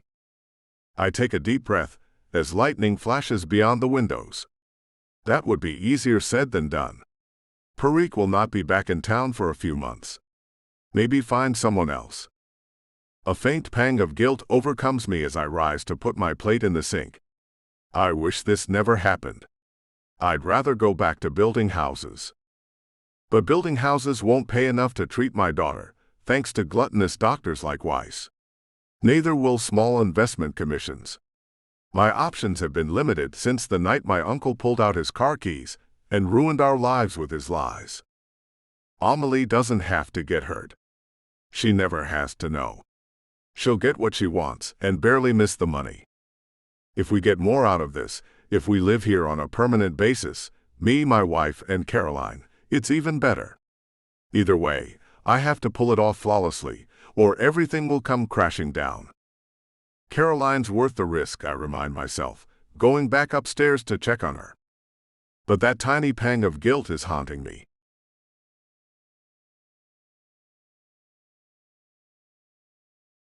Chapter 10. Amelie. How long have you been making jewelry? Caroline asks as I set down my polishing cloth. I've moved my portable work table out to the screened porch to finish off a few pieces. My workshop sometimes feels claustrophobic when the weather is nice. Daniel's daughter wheels over. We're fast becoming friends, and I smile at her approach, especially since she's often exhausted. Right now, she's somewhat pale but much better. She moved while recovering from her latest surgery. She never did more than quietly complain about pain. She's such a trooper. Daniel shows his pride in her frequently as well. He's such a good dad. What would it be like if he stuck around to be a dad to my child too?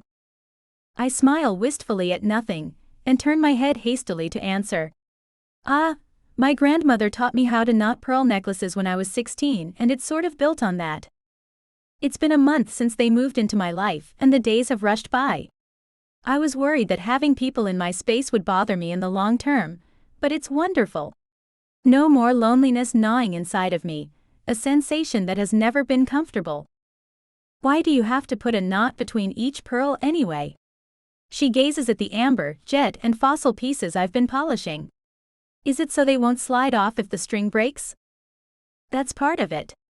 Chasing after lost pearls is not fun.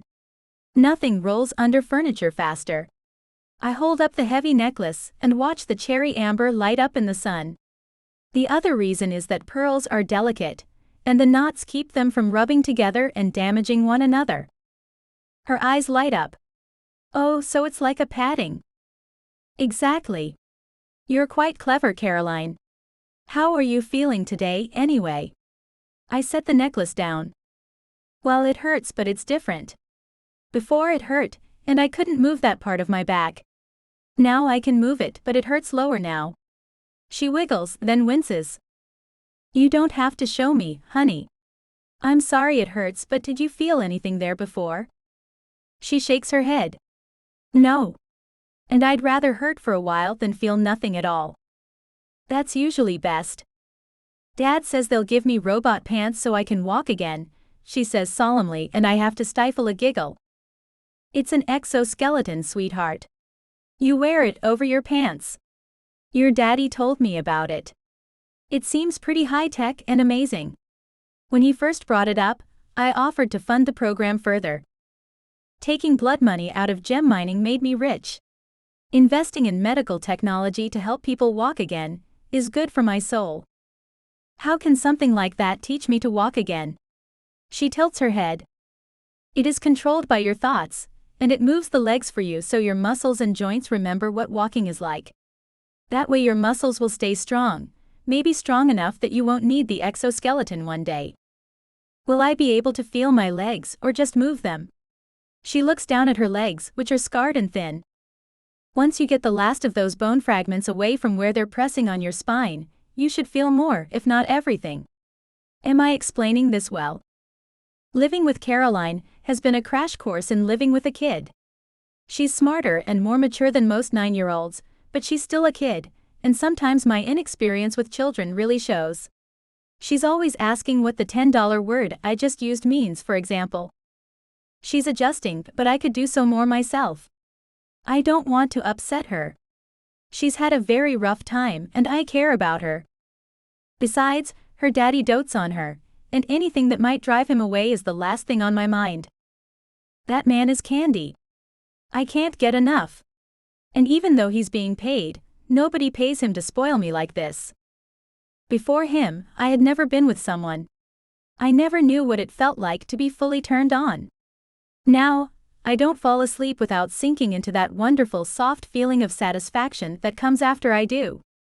What's the hardest part of jewelry making?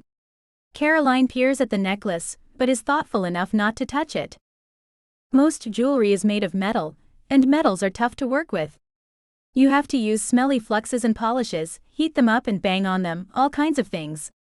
It's fun to see it come together, but it's stinky and hard on the hands. Sounds like physical therapy, she sighs. But the docs say you're doing much better, I remind her. Yeah. I just get frustrated sometimes, she admits. When you're doing the exercises, it's all boring. And I still hurt. But reading my journal, it used to hurt much worse. I nod, my smile frozen on my face. She should never have gone through this. But here she is, toughing her way through with barely a complaint. Are you and Dad getting along? She asks. I blink, yanked out of my line of thinking. Okay. Last night we were intimate 3 times. But you don't need to know about any of that, honey. Everything's great. Why do you ask? I know it's selfish, she replies a little sadly. But I don't want to leave again. We're always changing where we live. And I hate hotels. Oh, don't worry about that, I reassure her at once, trying to push the memory of her dad pinning me to the shower wall out of my head before blurting something embarrassing out. I enjoy the company. Caroline smiles and relaxes a little. I smile back and return to work, answering her bright questions as I go. Dr. Weiss is strangely cold and short at my checkup. His mouth is a line, and his normally pleasant demeanor is subdued. Is he feeling well? No signs of pregnancy yet, I'm afraid, he says apologetically. Any changes in your menstruation? It's been a bit erratic. I assumed it was from stress. He nods. It might well be. I suggest you boost your intake of broad-spectrum B vitamins and D, and try to get more sleep. Have you cut back on work hours? He's taking notes on his pad, occasionally glancing at me. Why do his eyes look so cold? I'll do that. It's only been a month and a half. There are a dozen reasons to keep Daniel and his daughter around, at least through Christmas, even if there's no bun in the oven yet. Besides, these things often take time.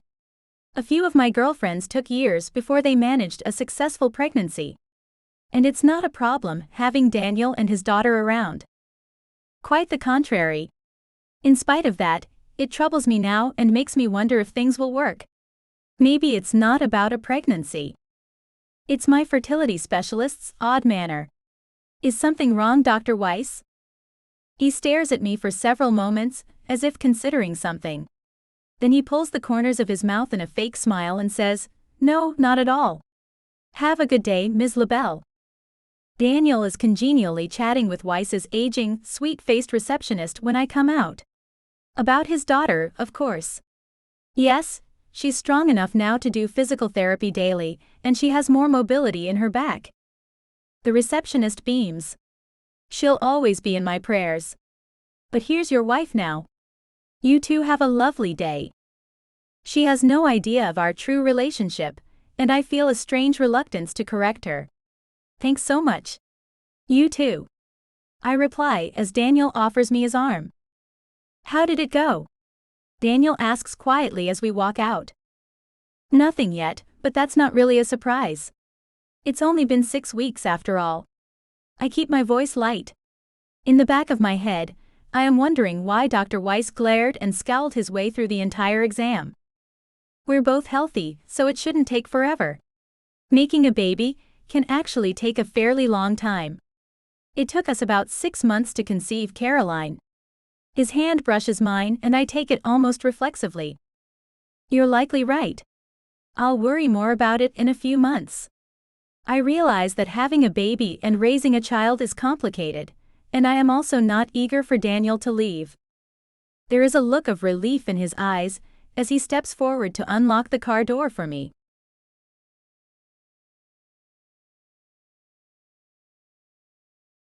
Chapter 11. Daniel. Spring is here, and with it, another surgery. Caroline has less pain with each week that goes by. It's not just the surgeries and physical therapy now. It's living somewhere where she can roll around, be in the sun, swim, and not be someplace that reminds her of our desperate days. She's happy now. She wakes up smiling each morning. Amelie is doing well, too. From sleeping with her every time he can, to catching her up on all the movies and shows and things around town she's missed by being a reclusive workaholic, it's certain that she's happy. I don't know if she's fallen for me yet, but that dewy-eyed look she gives me reassures me she won't give it up easily. As for me, well, I'm a wreck. But a productive wreck, and they're both happy, so something is going right. Do you want me to come with you? Amelie asks over breakfast. She knows me too well already. Every time my little girl goes under the knife, it wrecks my nerves, and she can tell. It's no big deal. It's my worry to wrestle with, and she's getting too far under my skin as it is. Even Caroline is calm about the surgery. She's gotten experienced at this, always my little hero. I'm just pretending. I'm used to doing it by myself, and have no business leaning on Amelie, especially with what I'm doing to her. Sure, if you don't mind. Why did I say that? But that's just how it's going for me lately. Amelie may not have fallen for me yet, but I'm fighting not to fall for her. I doubt it'll succeed. No problem, she replies, smiling softly. Caroline is sleeping later. She can't eat before her surgery. I busy myself with huevos rancheros while trying to sort out my thoughts. That, and the damn guilt from every single time Amelie does something kind that I don't deserve. I got into this supposing she was a typical billionaire, with a touch more ethics. It's true she will barely miss the money. But she never deserved to be the target of a con. Amelie seems to disprove every assumption I've ever made about her.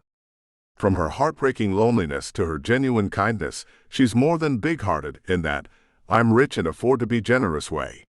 She cares about people, even though so many of them have been rotten to her. The more she does that, and the more attached I get to her, the more like a piece of shit I feel. Here I am lying and hiding the fact I'm on birth control to draw out time with her, and yet I'm learning she would probably help us anyhow. Geez, I'm a damn heel. Is something wrong? She asks me softly. You know, you don't have to care so much. She looks hurt, and I start to suspect how attached she's gotten. It should make me feel triumphant, another hint I've won her heart. Instead, it makes me feel even worse. Sorry, does it bother you? She asks in a smaller voice. I look at her, and then smile wryly. Bother? No. It's flattering. You're the one who keeps saying this whole arrangement is business, no matter how amazing the intimacy is. My eyebrows bounce on the last bit, and I don't hide the gleam in my eyes. Being with her is more than amazing. It's next level. I exhaust myself with her every chance possible. She smiles and blushes, looking at the table. So we can't be friends then? The contract you signed did not say a thing about that. I just don't want to disappoint you. What she doesn't know can't hurt her, but every damn day that goes by chews holes in me. I deserve this. But if I stop now, as soon as she gets a positive pregnancy test, my job's done. And with it, I have a chance to make sure my daughter gets everything she needs. I never wanted to be a criminal in the first place. But like this job, the last job, it's all been forced on me. It was either this, or Caroline suffering for the rest of her life. Because of her dead great-uncle, and because of me. Amelie scoffs. Disappoint me? So far, you've done the opposite at every turn. That's good to hear. And indeed, nothing in the paperwork says we can't be friends. Hell, it's probably better if we are. I smile charmingly and drop the subject and eat my breakfast, not tasting a single bite. There are currently 3 bone fragments remaining pressing against your daughter's spinal cord. The cord was not severed, instead it has been severely pinched. As we previously discussed, it's partial spinal damage. Dr. Bryant is a small bird-like woman with fluffy gray blonde hair cut to jaw length, currently twittering information to me from behind her big steel boat of a desk. This is why she has bladder and bowel control, and has regained some sensation. We don't know how much control of her legs she will have by removing the fragments. However, if her progress continues as it has in the last 18 months, chances are she'll eventually graduate to a cane. Not good enough. Thank you, doctor, I say with a smile. So, how many of the slivers will be removed today? I spent 15 minutes before this meeting calming Caroline down and holding her hand as she drifted off from the anesthetics. The whole time, she actually seemed calmer than I was inside. Watching her prep for surgery always makes my stomach feel like a million crickets are jumping around inside. I stayed tough for her, I always do. But the doctor's last-minute briefings, though well-intentioned and more information than other doctors give, aren't fun to sit through. It would help if I wasn't so imaginative. I've been to bloody surgeries before, but it's never amusing thinking of someone cutting into your child's back. 2 are close to one another. We'll be able to remove them with retractors and a laparoscope. The 3rd will require a final surgery. Otherwise, we'll have to make a larger incision, which means keeping her up to a week and potentially losing progress on her rehabilitation. I sigh. What about the exoskeleton? Not my department, although our prosthesis expert has done some research. Your specialist, Dr. Grace, should be returning in mid-July, so Caroline can recover from the last surgery. She smiles almost mechanically. Of course, by then, we'll be running into summer vacation. He may want to delay. I exchange glances with Amelie, who has been sitting quietly beside me. She's the one insisting on writing the check, so it's her concern too. Does Dr. Grace have a forwarding number? She speaks up suddenly. She has her cool, all-business tone, and the doctor straightens up and looks at her. He does if you wish to discuss faster arrangements. She starts fishing in her desk drawer for a card, as Amelie nods. I can make a deal to get her completely fitted before the end of the year. I can certainly make it worth his while. Love it when she shows her power. The fact she's doing it like a mother lioness for my little girl just makes me crave her more. I don't deserve her. But the desire's winning, and soon that thought floats out of my fevered mind. All right. The doctor closes her laptop and gives Amelie a business card. Caroline's anesthesia has taken hold, and she's being monitored. I need to go to her ward and scrub down. I'll see you with a report in half an hour. The reality of Caroline's surgery comes back like a splash of cold water in my face. I stand up, and Amelie rises beside me. Of course, doctor. Thank you. What will you do if she doesn't regain full sensation in her legs? Amelie asks me gently as we drive home 2 hours later. Keep looking for a medical procedure that works, regardless of how long it takes. I can't keep the grimness out of my voice. She'll walk again, no matter what it costs me or what I have to do. She's looking at me tenderly. I can't meet her eyes. Let me help, she gently requests. I pull the car over and close my eyes to think. Say yes for Caroline's sake. You might be able to do it on your own, but Amelie can get it done faster. I'm not asking for a savior, I protest. The honest truth slips out before I can stop it. I don't deserve you swooping in. The bonus you've offered is enough. She sighs through her nose and lifts her chin, and the firmness in her voice cuts through the conflict in my head. Whether or not you deserve my help doesn't figure in here. Caroline does. My father was a rotten man, all right. He spent money on tramps he brought home, and was too busy drinking to maintain the domicile or manage his money. I inherited what he had left, and multiplied it tenfold in 3 years. I've already made my first $5 billion, Daniel. What the hell is the point of all this money, if I can't do something good? She sounds troubled and determined. Oh man. She's twisting the knife and doesn't even know it. I'm flattered you trust me. But you already do a lot of good, okay? She gives me an anxious glance as we move back into the congested traffic. I know you're the only gem and gold mine to maintain international safety and pollution standards and pay a living wage. You regularly get people out of debt. You do enough as it is. And I really don't deserve your help. I've kept the contraceptive gels instead of having them flushed out because I worried she would quickly conceive and decide to be rid of me. It was a con in the first place. Can I fix that or make up for it now? Focusing on the road, I fight the urge to say more. Let me do this, she asks almost pleadingly. Money can't fix everything, but at least I can get an exoskeleton from your specialist by Christmas. My heart is beating fast. She's reached out with a soft finger and touched the raw muscle as it pulses in my chest, pain and warmth, and more vulnerability. Let's see how much Caroline improves after this surgery, and then talk about it. She seems satisfied with that. What time can we pick up Caroline? She came through surgery, but they will keep her overnight. Tomorrow around 10. I won't sleep. I never sleep when my little girl is not home and well. It's not very logical, especially knowing she's in good hands.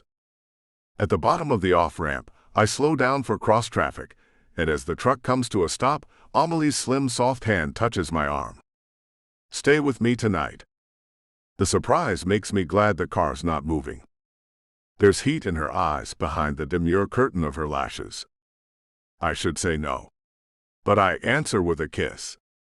We're all over each other as soon as we get home and upstairs. We don't even speak beyond what it takes for her to lead me by the hand into her room. Then she turns to me and we kiss like we're both desperate. Maybe I am. My body shakes, and I have to fight myself to keep from bruising her with a too enthusiastic grip. I don't want to think anymore. Caroline got through the surgery. The worry, the guilt, the stormy emotions I need out of my head. I wrap myself up in Amelie and pray that I won't feel or think at all outside of my time in her arms soon enough. Her skin is so responsive, so smooth. I've had enough time to learn her body, to learn what pleases her. When I'm tender, she cries and clings to me. When I'm rough, she pushes back fierce. I usually wake up first and watch her sleep until the shame hits. Then I clean up and dress and leave her alone. I'm still a guy for hire who isn't giving her the baby she wants quite yet, but now that she's offering to help us anyway, I have no reason to hold out anymore.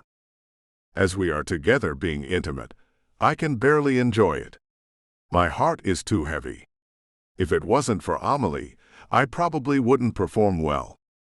The guilt won't go away. Neither will the risk of Weiss's betrayal. I'll making an appointment with a urologist later today and give the lady what she paid for. Only then can I finally relax enough to let pleasure take over. I come to, draped over her, and carefully back off as she rolls onto her side with a sigh. I get off the bed and lay a blanket over her, my legs wobbly but my mind clear. I grab the phone from my jeans while heading to the bathroom. She promised to get Caroline an exoskeleton by Christmas.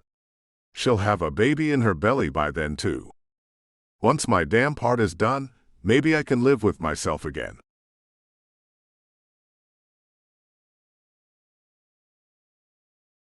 Chapter 12. Amelie. It's been 4 months and I'm not pregnant yet, which makes me worry. Dr. Weiss said there's no problem with my reproductive system or with Daniel's, but something has been nagging at me.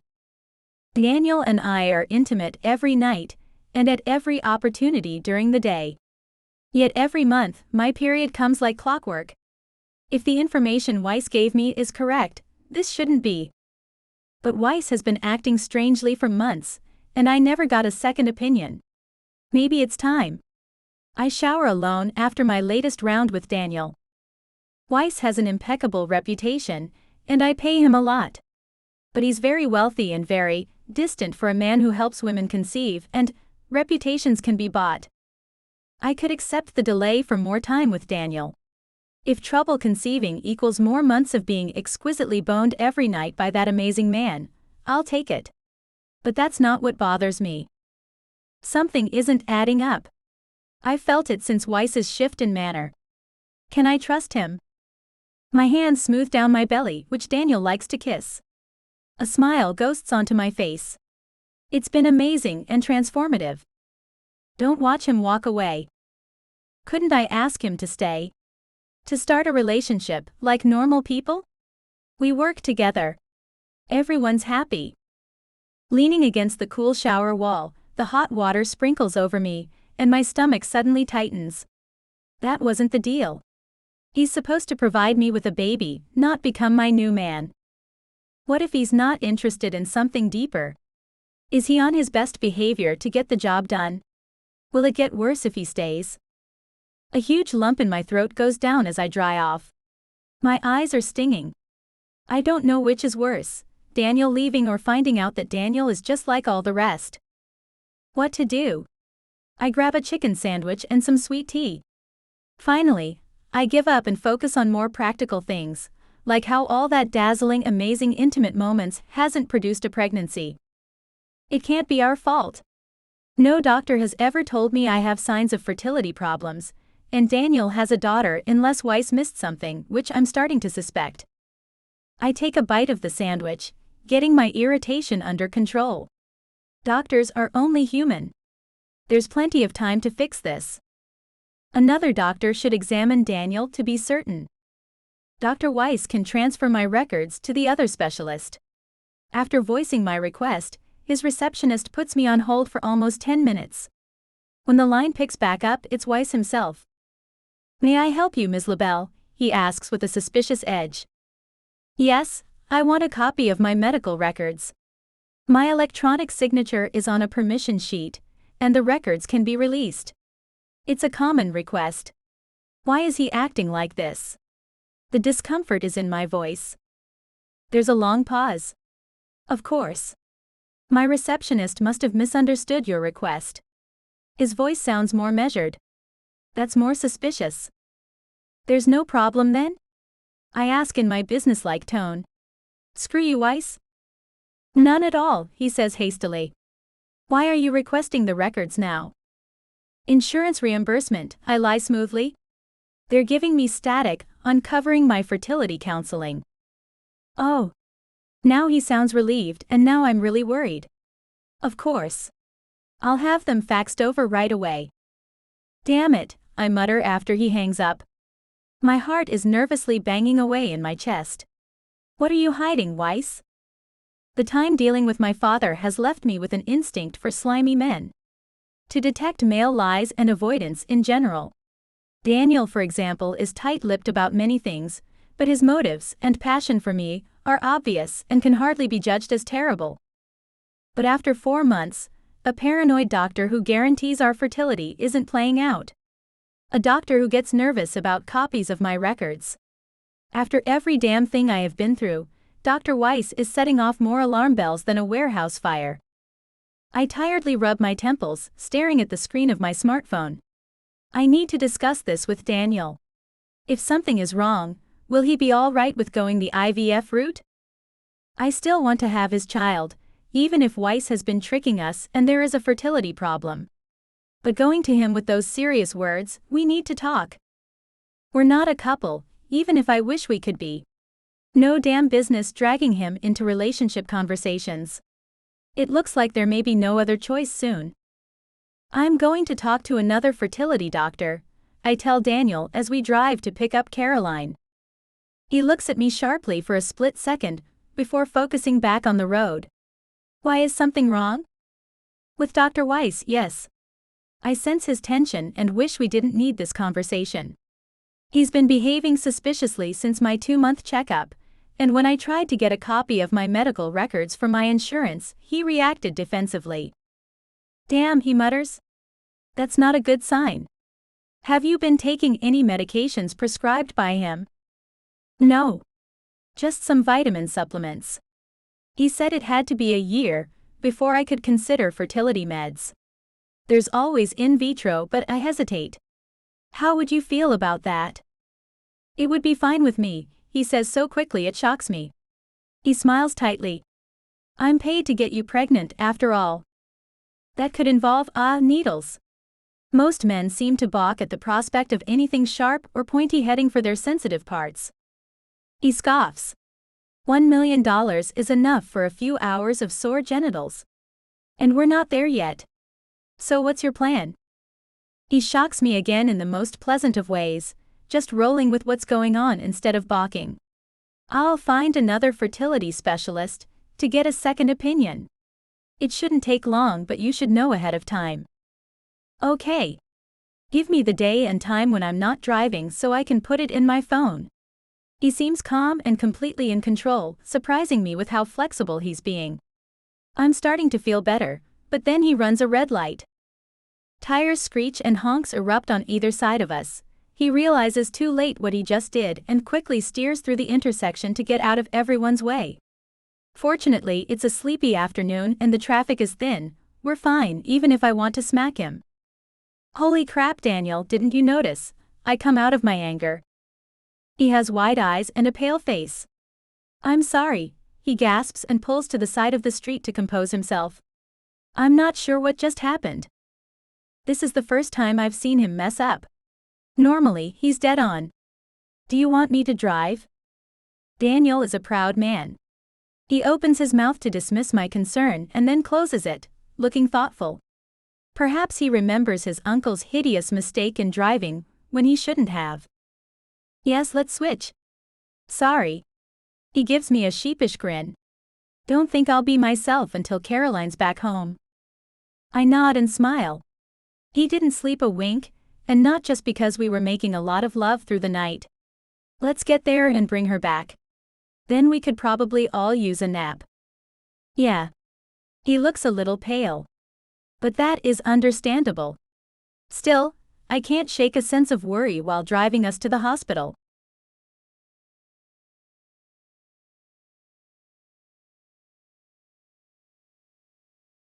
Chapter 13. Daniel.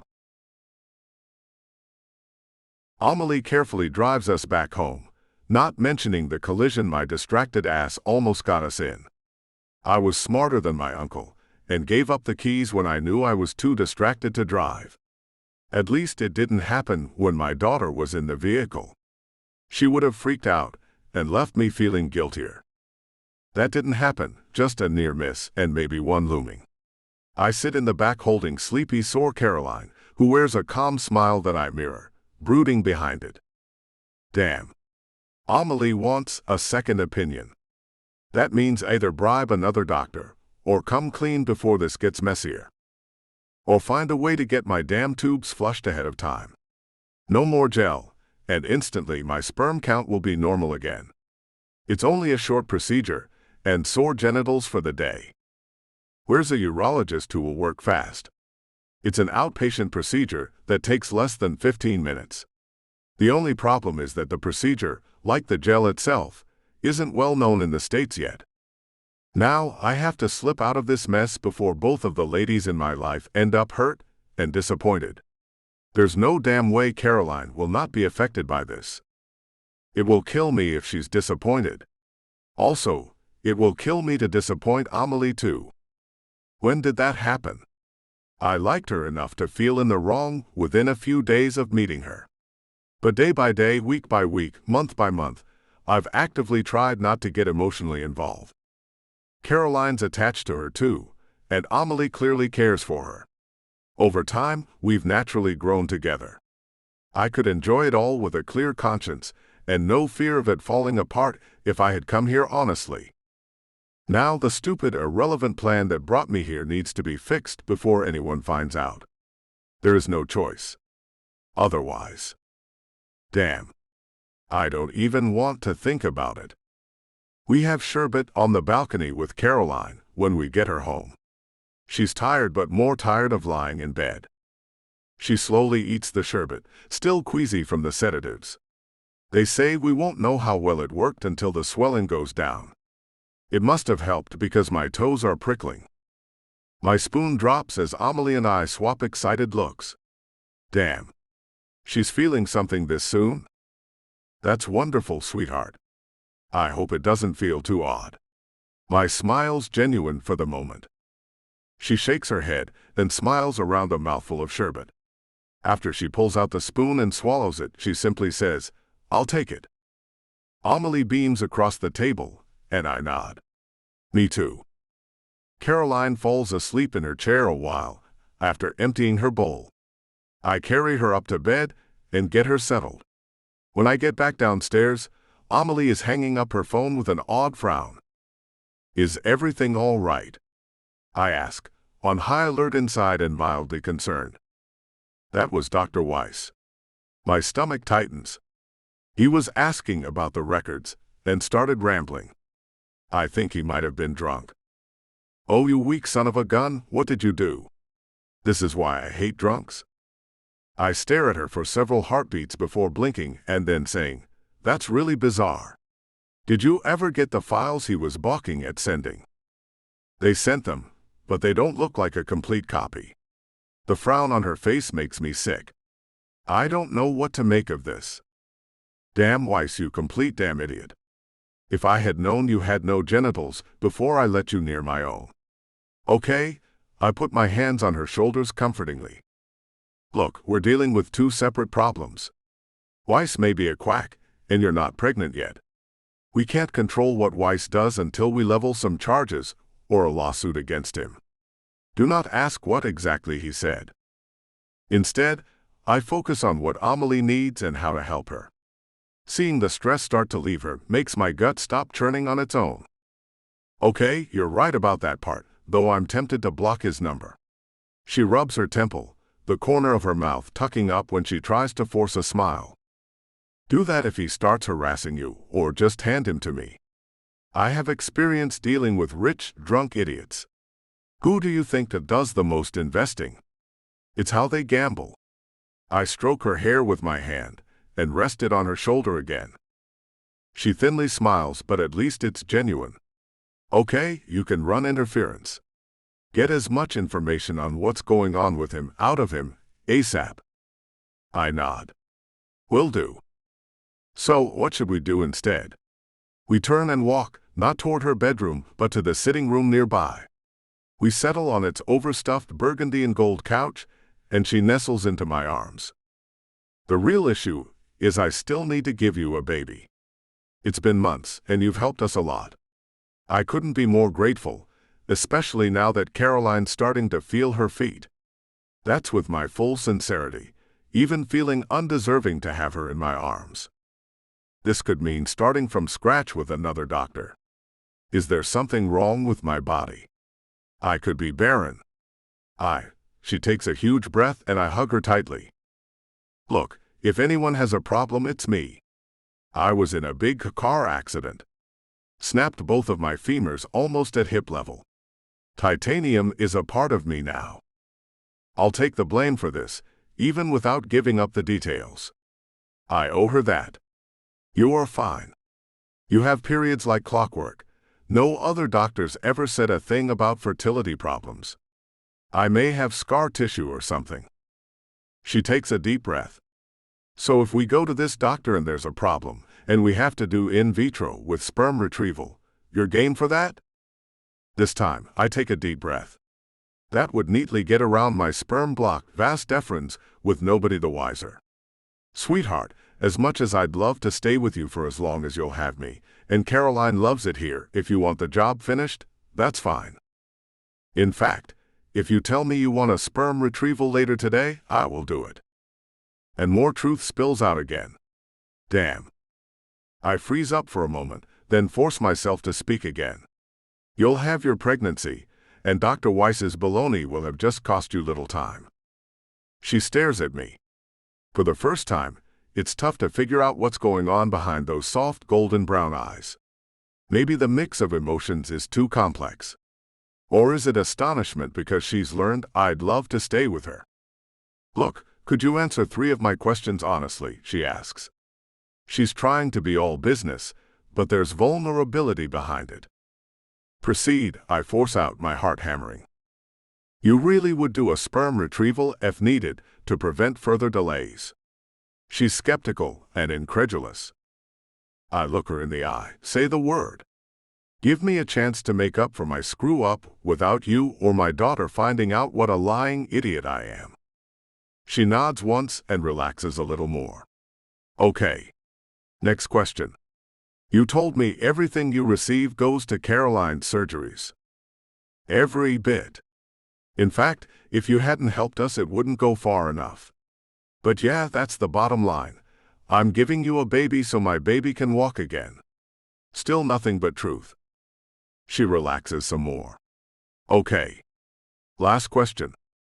This time, she hesitates, drawing it out, looking past me out the window. It makes me hitch my breath and brace myself for her to ask about Weiss. Would you really want to stay? Her voice is hopeful and vulnerable, and suddenly I'm aching all through myself and gathering her onto my lap, burying my face in her hair. I'm not even sure I deserve you. I'm not perfect. Hell, I almost got us into a car accident earlier today. You deserve a man who is never ashamed of his past or has something to hide from people. It's like turning into a con artist who targets rich people, so a bunch of greedy doctors will put my daughter's spine back together. There are tears in her eyes, and she pulls away slightly. Nobody is perfect. How bad is it? Where to begin? I never hurt anyone outside of kicking my uncle's ass during his arrest. But I hesitate. Maybe I really should just tell her. How far would you go to make sure your child could walk again? I breathe out. She nods gravely, not blinking. Pretty far. But even then, you'd have ethics. Things you wouldn't do. There's relief in her face when I say yes. I don't want to be the guy who you can't trust. Even though I have been. How stupid was that? I want to be the man you can rely on. The man you deserve. Everything I'm saying is heartfelt, but it sounds like drivel, and who knows what she's thinking. That's nice to hear, but I've heard a lot of promises from a lot of men. You're the only one to get this close, but words aren't anything without action. Her voice ebbs back and forth between tender and firm, and I feel her inside again, this time worse, as if she's gripping my heart. I will never hurt you, I say quietly. Not intentionally. Maybe by being a dumbass, but I try not to be. She lets out a sad laugh. That puts you a cut above a lot of guys, that's for sure. But only proving that makes it real. I'm such an idiot. I'm prepared to. Is it possible to actually make my way out of this, and somehow win this magnificent woman? I can't change the cowardice that kept me from fixing this sooner. Can I make up for it?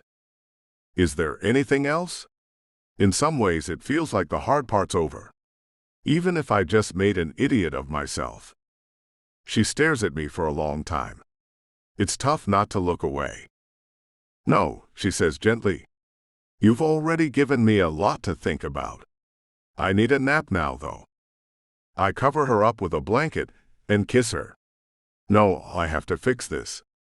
The rest of my afternoon is spent calling every urologist in the county to get an appointment in the next 2 days. Most won't even see me, and the rest balk about the gel since they haven't dealt with it. Dr. Parikh, who injected the stuff in the first place, is still out of town, and there's no way I'm asking Weiss. I agree to go ahead with IVF, even if sperm retrieval gets difficult. That can happen without the new doctor ever detecting the gel implants. They're unusual outside of India right now. They could assume scar tissue is the culprit, narrowing all the little tubes and such so the sperm can't get through. Either way, it would bypass birth control too. It should work. That doesn't change the fact that I sailed in here to deceive Amelie and seduce her into keeping me. This was a con. Then I fell for her. I would deserve it if she found out and threw me out. But Caroline doesn't need to suffer alongside me. Too much of that already. I start to call more urologists, but then stop. Suddenly, I feel like a coward for scrambling to cover myself. Amelie will get what she wants. I'll go directly to the retrieval after the sperm test shows a 0 count. If the specialist discovers the implants, I'll face the music and beg Amelie to show Caroline some mercy. I don't deserve any.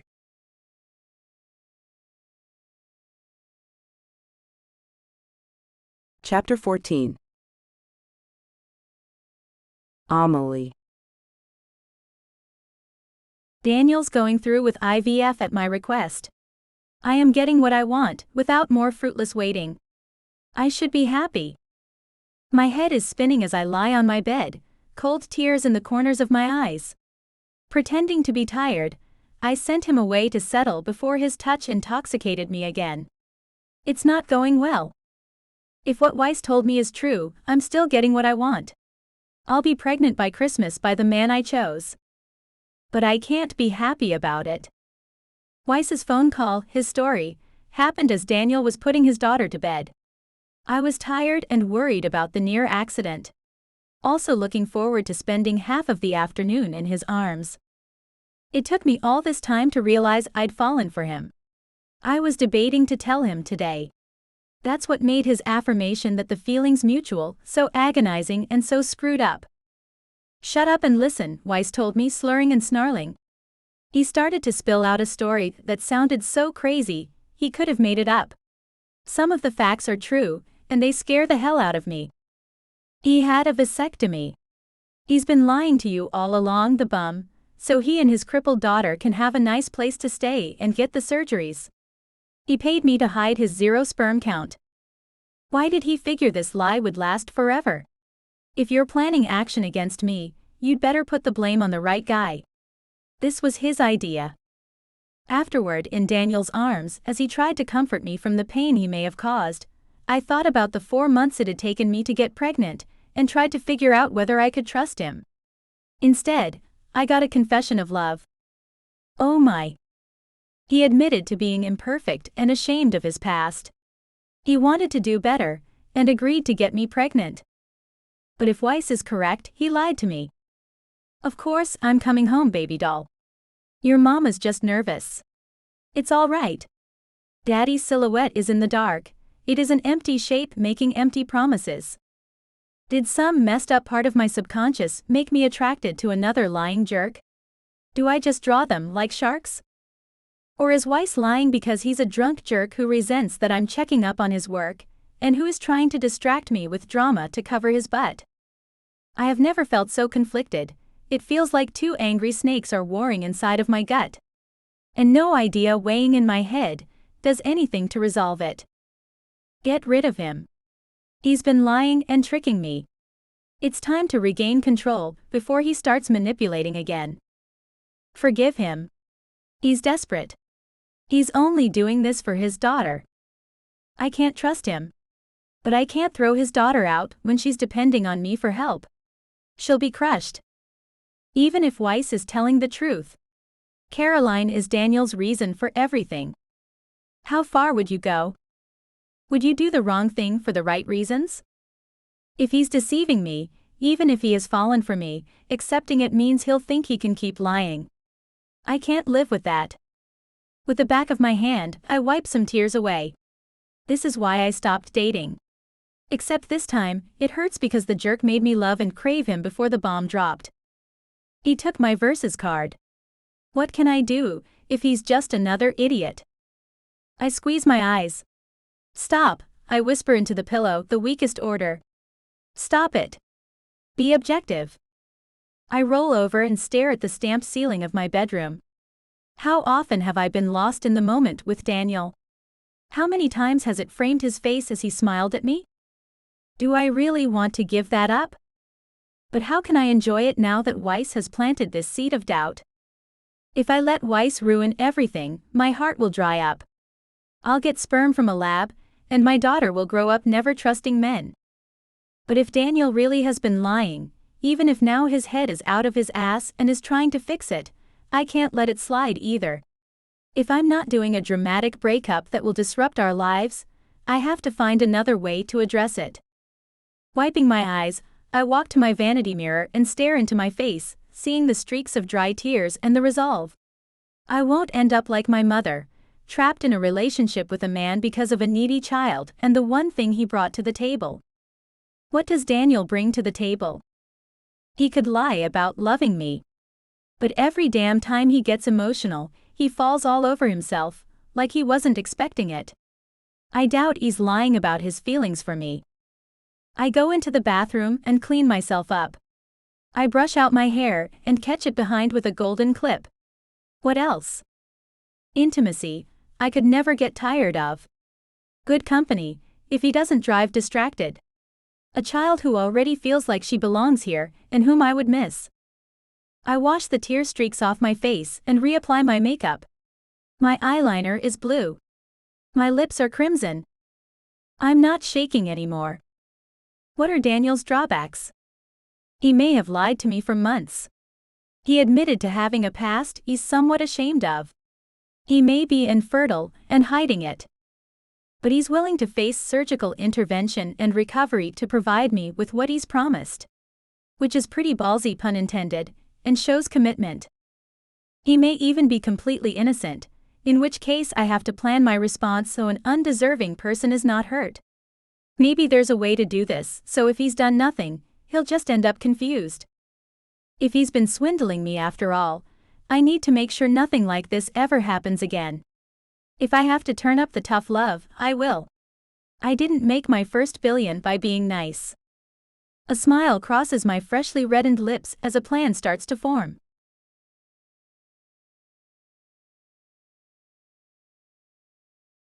Chapter 15. Daniel. So, I take a deep breath and face my daughter. It's time I come clean about something. Amelie and Caroline look at me, leaving me wondering if Amelie's expecting a confession too. How much has Weiss told her? How much does she believe? Amelie has insisted on being honest with my daughter about what's going on, and I'm biting the bullet and doing it. Later this evening, I'll bite another bullet entirely. Because to my astonishment, Amelie made an appointment with a world-renowned IVF and sperm retrieval specialist just 30 minutes away on the same day. She can wield power when she wants to, and it has left me a bit intimidated. Especially since this time, it involves her holding me to my word in a very immediate way. Off we go to the IVF clinic to have my seed tested, and then go through a retrieval. And of course, pray the exam doesn't reveal the gel. I'm going to ask for a sedative. I didn't come here because Amelie hired me for investments. I try to ignore the heat creeping up the back of my neck. She hired me to give her a baby. Caroline blinks at me. A what? Damn. There's a place called an IVF clinic where women can get pregnant. Sometimes they hire men to help them. She scoffs slightly. I know what intercourse is, Dad. Amelie stifles a cough in her handkerchief, and I ignore the urge to change the subject to literally anything else. I think you've got the wrong idea of an IVF clinic, honey. Okay, so. Caroline looks at Amelie helplessly. What's the deal here? Do we have to leave? There's a kid. She's worried. Okay, don't fret about that. The real deal is I might have a small surgery tonight to make sure they can use my sperm to get her pregnant. Please let that be enough.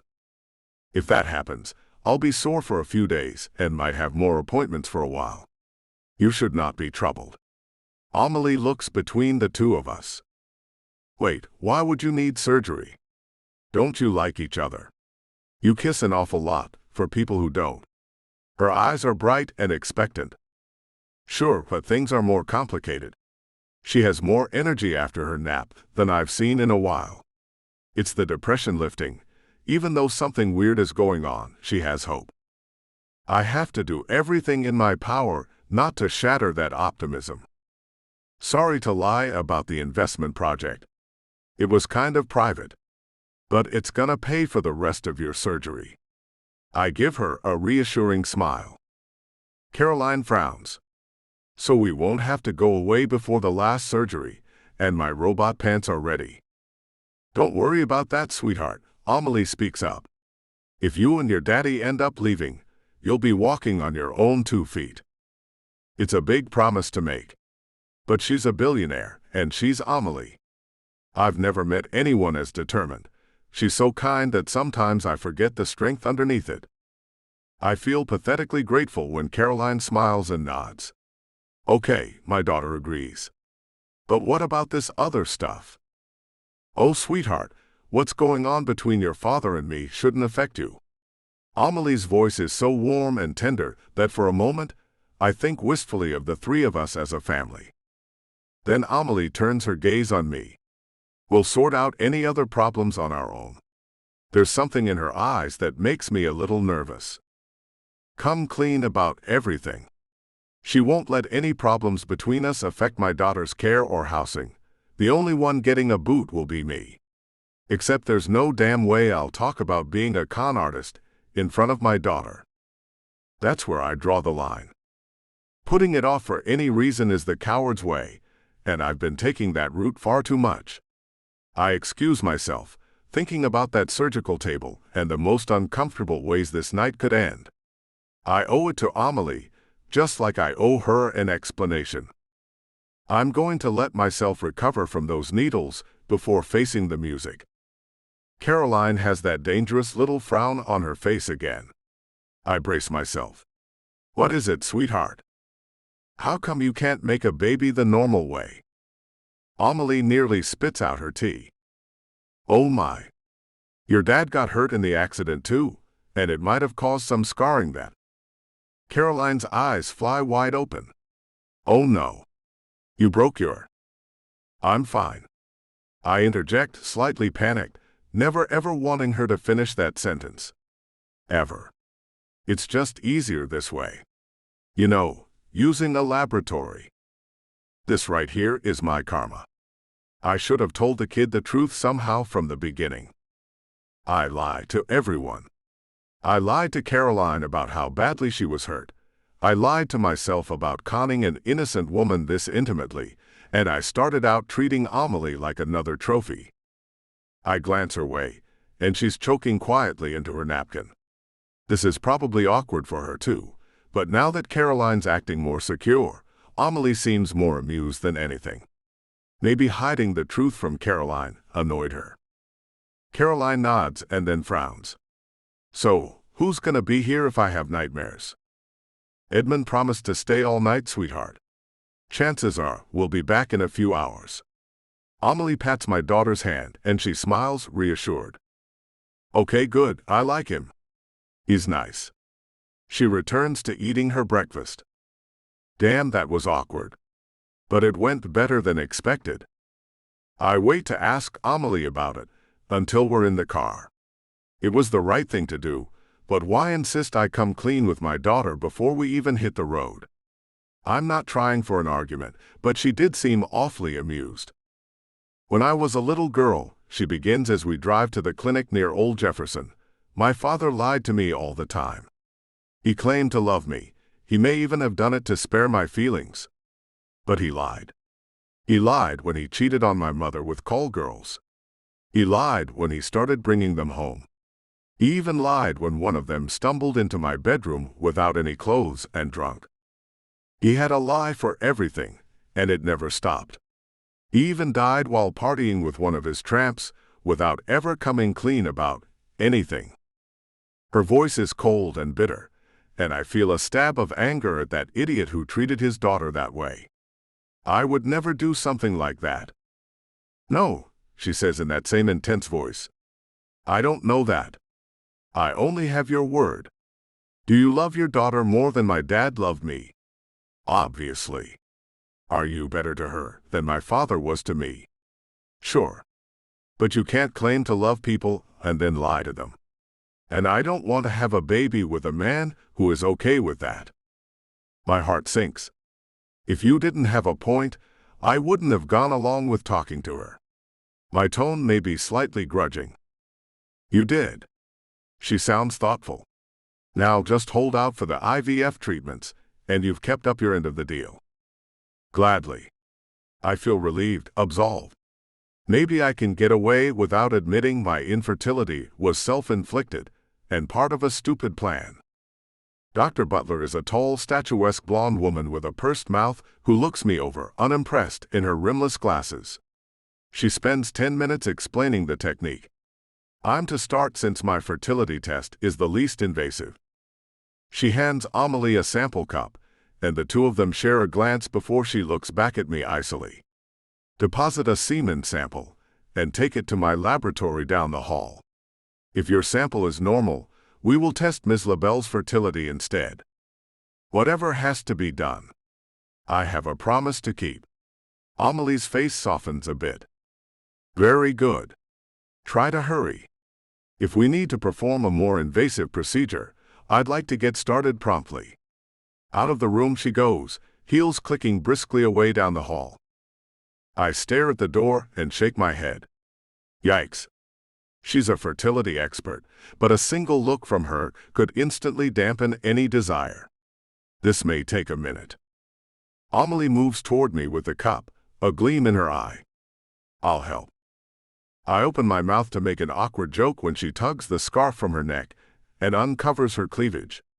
She unfastens the top couple of buttons. Damn, I breathe. Bashful little Amelie has matured a lot in 4 months. And damn, here she is making her first move. See, all you need is a little inspiration. I lean against the wall, chest heaving. I relax immediately. She still wants me. Whatever Weiss said, he didn't ruin everything. Amazing woman. Slightly scary. I have to win her for real. The results are almost what I expected. Although you are in good health and have the proper hormonal balance, the doctor begins as she leans away from her microscope, you also have very few active sperm in your emission. I try to react with disappointment as she mentions there were some sperm in my sample. Maybe this experimental gel stuff isn't so great, or perhaps Perique didn't apply it correctly. No idea. At least the presence of swimmers proves my tubes were not tied. This fertility stuff is complicated. How did our ancestors even get pregnant? I sigh, hiding the mix of confusion and relief. Largely by accident, the doctor replies in a clipped voice. We should do an ultrasound of your testicles to determine whether you can undergo a needle extraction with a local or under sedation. I freeze. The ultrasound could reveal the gel blockage. Again, the idea pops into my head. Just admit the truth. It will be embarrassing and make me look like an idiot and liar in front of both of them. It's better than having a chunk of one testicle removed, right? Somehow, I can't say anything besides okay. Getting an ultrasound wand slathered in cold slime run all over my post-orgasmic boys is an experience I never want to repeat. Amelie's with me the whole time, watching quietly. Am I more embarrassed or relieved that she's sticking loyally around? Once the ultrasound is over, the doctor whispers something to her and then turns to me. I'm sorry, Mr. Fontaine. The blockage is in the wrong place to allow for a needle extraction. We'll have to do the biopsy. I look at her in slowly growing horror. Oh damn. My brain goes to war. On one side is I didn't sign up to give up a bit of my bits, and on the other is if I only had the gel removed months ago, and finally, responsibility wins. Would you have a razor and some lather I can use? I joke gamely. The technician will shave you as part of preparations, the doctor replies in that same cold voice. You will need to sign a few forms, one regarding the sedation, the others regarding the surgical procedure. Back in a minute. She disappears into her office and shuts the door. I turn to Amelie with a wry look. Well, damn. You sure about this? She asks, her face unreadable. Look, let's put it this way. It's my fault you don't have a baby yet, and it's my responsibility to remedy that. And if I can avoid the super awkward conversation about why it's my fault, it's all the better. I'm glad you feel that way. But I'm still left wondering something. Why would Dr. Weiss hide the fact that you've got a problem from me? The breath freezes in my throat, and I blink at her with glacial slowness, like a tortoise. Ah well. And I panic.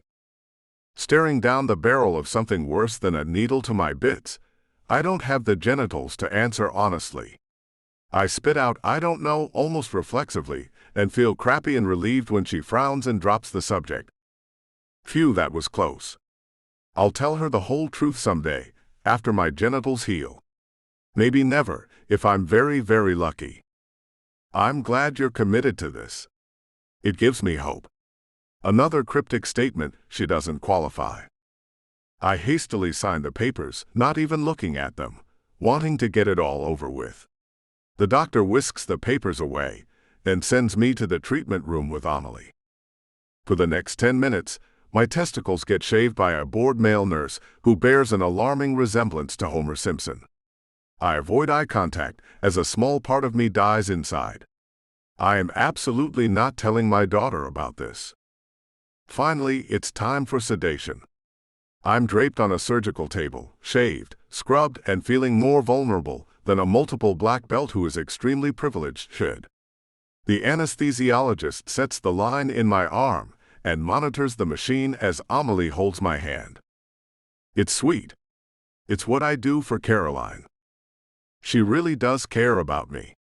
I'm one lucky son of a gun. It's more than I deserve. I'll always keep my promises to you, I say drowsily, trying to ignore the scalpels and theatrically large bore needles laid out on the tray next to me. The world's starting to get fuzzy. Soon, I'll just have to tough through healing, and it'll all be over with. That's sweet. It really does help, Amelie says rather coolly, catching my attention. But you really have to work on telling the truth too. My eyes can't open fully anymore. Alarm slowly seeps through me like cold water through a thick sock. Huh? I barely manage. She leans over further as she whispers in my ear. I'm completely at her mercy at that moment.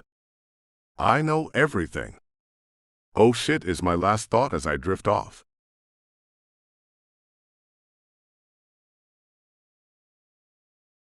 Chapter 16. Amelie. A look of absolute horror on Daniel's face the moment before he falls unconscious is the most disappointing and satisfying thing I've seen in a long time. Once he's out, Emily comes in, chuckling, having dropped her icy demeanor. "So," she says, "what do you want to do now?" "He doesn't need a biopsy, does he?" She snorts and shakes her head. "No, your big stud is teeming with viable sperm, it just can't get past the blockages." She rolls her eyes. He thinks fertility specialists don't collaborate. Once he started calling around, he became the local gossip. And Weiss? How to deal with him? My lesson for Daniel is panning out well. I might even forgive him if he never repeats this again. But the doctor, who he paid off? What sort of punishment is good enough for that idiot? Yet if he hadn't gotten drunk and spilled the beans, I would never have suspected a thing. Weiss has taken an abrupt leave to parts unknown. He's running scared. Perhaps you should let him stir for a while. She checks Daniel's vitals and glances at his draped, nude form. I can see why you're thinking of keeping him. I scoff and blush. Amelie. She presses her lips and looks down. I'll stop. I lick my lips and look downward. I should have come to you in the first place. I should have waited for you to come back from vacation. If I had waited just a little longer. That's a slippery emotional slope. If only, if only. You can drive yourself crazy this way, break your own heart. I've been an expert in it my whole life. Thank you for helping me out, I tell my old sorority sister. The look on his face when he realized his con had blown up was more than worth it. She winks. So now what? I'm not doing anything he doesn't want. I keep looking at him. He signed a permission form, but that's not the same as actual consent. She removes her reading glasses, tucks them in her pocket, and shakes her hair out of its ridiculously severe bun. According to my colleagues on the local mailing list, he's been looking to get the gel flushed out. Whether it was to get you pregnant or avoid fallout, that is not certain. I'm thinking both. I frown at him, weighing my options. Half an hour later, Daniel's eyelids flutter and then slowly open. He looks at me sitting beside him and blinks sleepily. Looks like his memory is coming back as his eyes widen. He manages after a moment. I still seem to have both my testicles. Of course you do. I smile faintly. His comeuppance has taken the edge off my rage. I'm lucky enough to be able to pay for it. Oh yeah, lucky. Very lucky indeed. He starts to sit up and then winces. What happened? The doctor flushed your gel implants with bicarbonate solution, as you wished. According to her colleagues, you called most of them. My smile goes lopsided, watching his handsome face fall a bit more.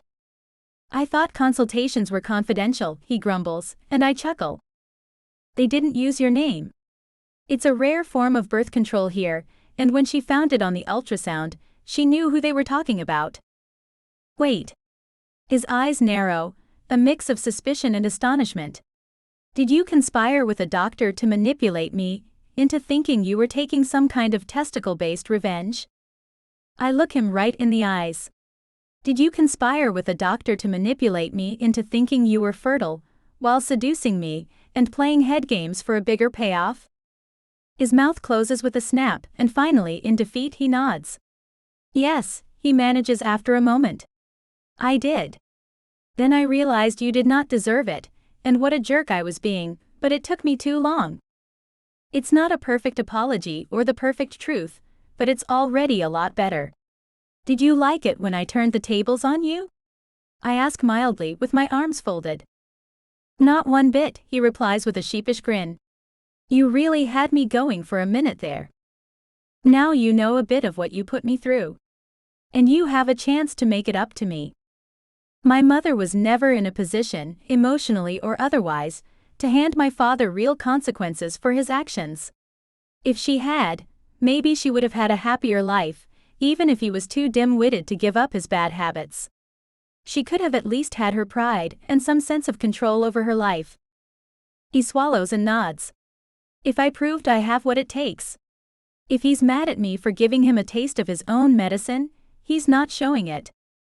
After all this? Yeah, that's why I'm not making your life harder. I step back as he slips off the table, the drape falling as he reaches for his pants on the chair next to mine.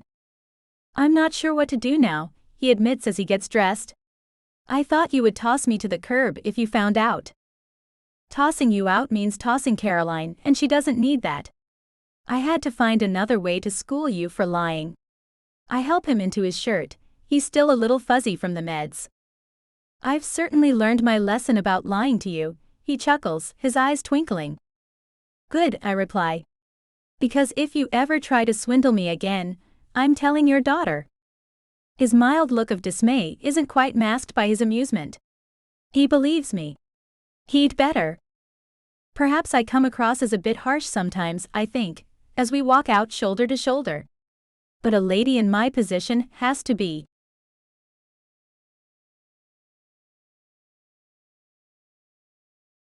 Chapter 17. Amelie. Christmas has come again, and for the first time in years, I'm not alone. My hands are on my belly as I stand on the balcony, watching the storm clouds roll in, darkening the sky and giving Baton Rouge dusk at midday. It took months of trying the old-fashioned way before I conceived. But now, I'm looking forward to welcoming our first child by spring. So are Daniel and Caroline. It's funny how things work out. Dr. Weiss fled the country in a panic, so terrified of the consequences that he effectively exiled himself. If anything, he did worse to himself than I had even been contemplating. That very night, Daniel and I tore apart the bedroom after making sure that Caroline was sleeping peacefully. He spent that night in my bed, and he slept there every night since. It hasn't been perfect. But he's been lovely to be around, now that he knows where the line is drawn and what I won't put up with it. Out here, honey, you're gonna love this. Daniel's voice chirps over the faint whir stamp of Caroline's early Christmas present, as they get onto the balcony too. I look at them, Daniel walking next to his daughter as she gingerly maneuvers her new exoskeleton out of the door. It's bulky, and the control cap will take some getting used to, but she is definitely walking. These straps are itchy, she comments. Not a complaint. She's been feeling her legs more and more since healing from her last surgery, and she points out every new sensation with fascination and optimism. We'll have them lined, I promise, and she smiles and nods as she moves to the railing. Daniel steps up between us and slips an arm around each of us. I slide my hand into my purse and touch a button on a hidden remote. At once, millions of tiny lights blaze all over the garden. Oh wow! Caroline cries excitedly. Daniel leans over and kisses my temple. Not bad, he murmurs. I smile and lean my head on his shoulder as the lights shimmer in the pre-storm dimness. Christmas has never been the common sort. We're getting thunderstorms instead of snow, Caroline got her present in a laboratory instead of under a tree, and my Christmas Eve proposal came from a man that my father's family would never approve of. My mother would, now that he's learned not to lie. And that's all that matters. Merry Christmas, I tell my new family tenderly. The end.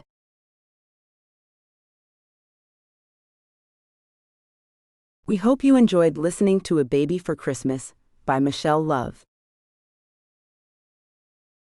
Now please listen to a sneak peek for Lucky's Naughty Angel by Michelle Love. Lucky's Naughty Angel, a second chance romance audiobook. Chapter 1. Aaron. Every day that I wake up a free man, I take a deep breath and thank God for it. Sometimes it takes me a minute to remember where I am, but it all comes back to me when I open my eyes and see my neat little trailer around me instead of a cage. But before I can even do that, I'm stuck shaking off the shadows of the past. The guys at the bar would be shocked to learn that their 6'6" bouncer, who once flipped a Patron's Mini Cooper onto its roof when he wouldn't pay his tab, regularly wakes up gasping, shaking like a kid waking up from a nightmare. But that's me every damn morning. The worst part is that hazy instant before the nightmare lets go of me. For just that moment, I expect that I'll open my eyes and see the cell around me instead of my home, and I'll know that being free was just a dream, and I'm still in that same damned cage that I lived in for 10 years. My personal hell is a real place on earth, that tiny prison cell where the lights would always glare down, shared with 3 other orange jumpsuits. In that hell, even though I knew I could flatten any of them, 2 of the 3 would leave me with scars. Every morning, the remembered nightmare recedes into the darkest parts of my head, where it belongs. This morning, I sit up slowly, rubbing my eyes as the comforter slithers down my bare chest. It takes a few moments for my heart to stop pounding. It's cold in my trailer. I usually turn the heat off in the early hours and rely on my thick down comforters instead. That way, I don't have to dig into my savings by the end of the month just to pay for propane. Fortunately, even without a woman in my life, I've got some help keeping the bed warm. Moose looks up from the foot of the king-size mattress, barely squeezed into the trailer's sleeping alcove. The big dog yawns and whines, thumping his tail. I reach over and scuff his floppy, chocolate-colored ears. He's a bit like me, a giant, muscular mutt that finally got out of his cage. First thing I did once I finished parole was rescue Moose from the pound, so I would always have company that understands me. He and I took a road trip upstate to live in the trailer on land that used to belong to my buddy Jake. It's tough to start over with a felony on your record, so I went back to the one place where people actually know I'm not a bad guy, the town I grew up in. Phoenicia's a bitty touristy town in the middle of nowhere in the Catskills, so different from the halfway house in the Bronx and the hell I left behind that I don't really fit in here anymore. I'm a giant tattooed biker with a touch of a Bronx accent now. You would never know that I grew up here.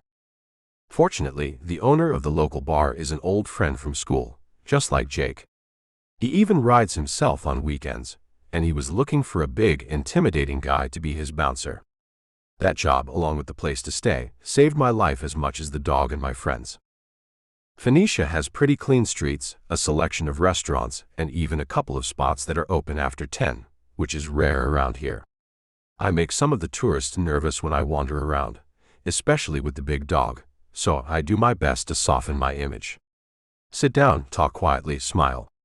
Leave the armor I grew in prison, which I started forming on the road even earlier, aside. It only works sometimes, so I spend more of my time alone than I would prefer. Especially when it comes to women. The ladies who go to Eddie's bar know that drunk or sober, they're safer with me around than without. Now and again, I get to take one home. But it's always a casual thing for them. Phoenicia considers itself high-end, so almost nobody wants a working-class boyfriend with a record. Moose hops down and shakes himself, knocking me out of my reverie, and I scoot out of bed and stand up, stretching carefully. I tend to knock my knuckles on the trailer ceiling if I don't watch it. I've spent years taking practical steps toward rebuilding my life, fixing up the trailer, then buying it, then buying the land. Only then did I move on from my original Harley and dog trailer to a big red cruiser with a sidecar so Moose could ride in style. He even has his own helmet and goggles. The local kids love watching us roll through town. I spend a good part of my days working now too, sort of.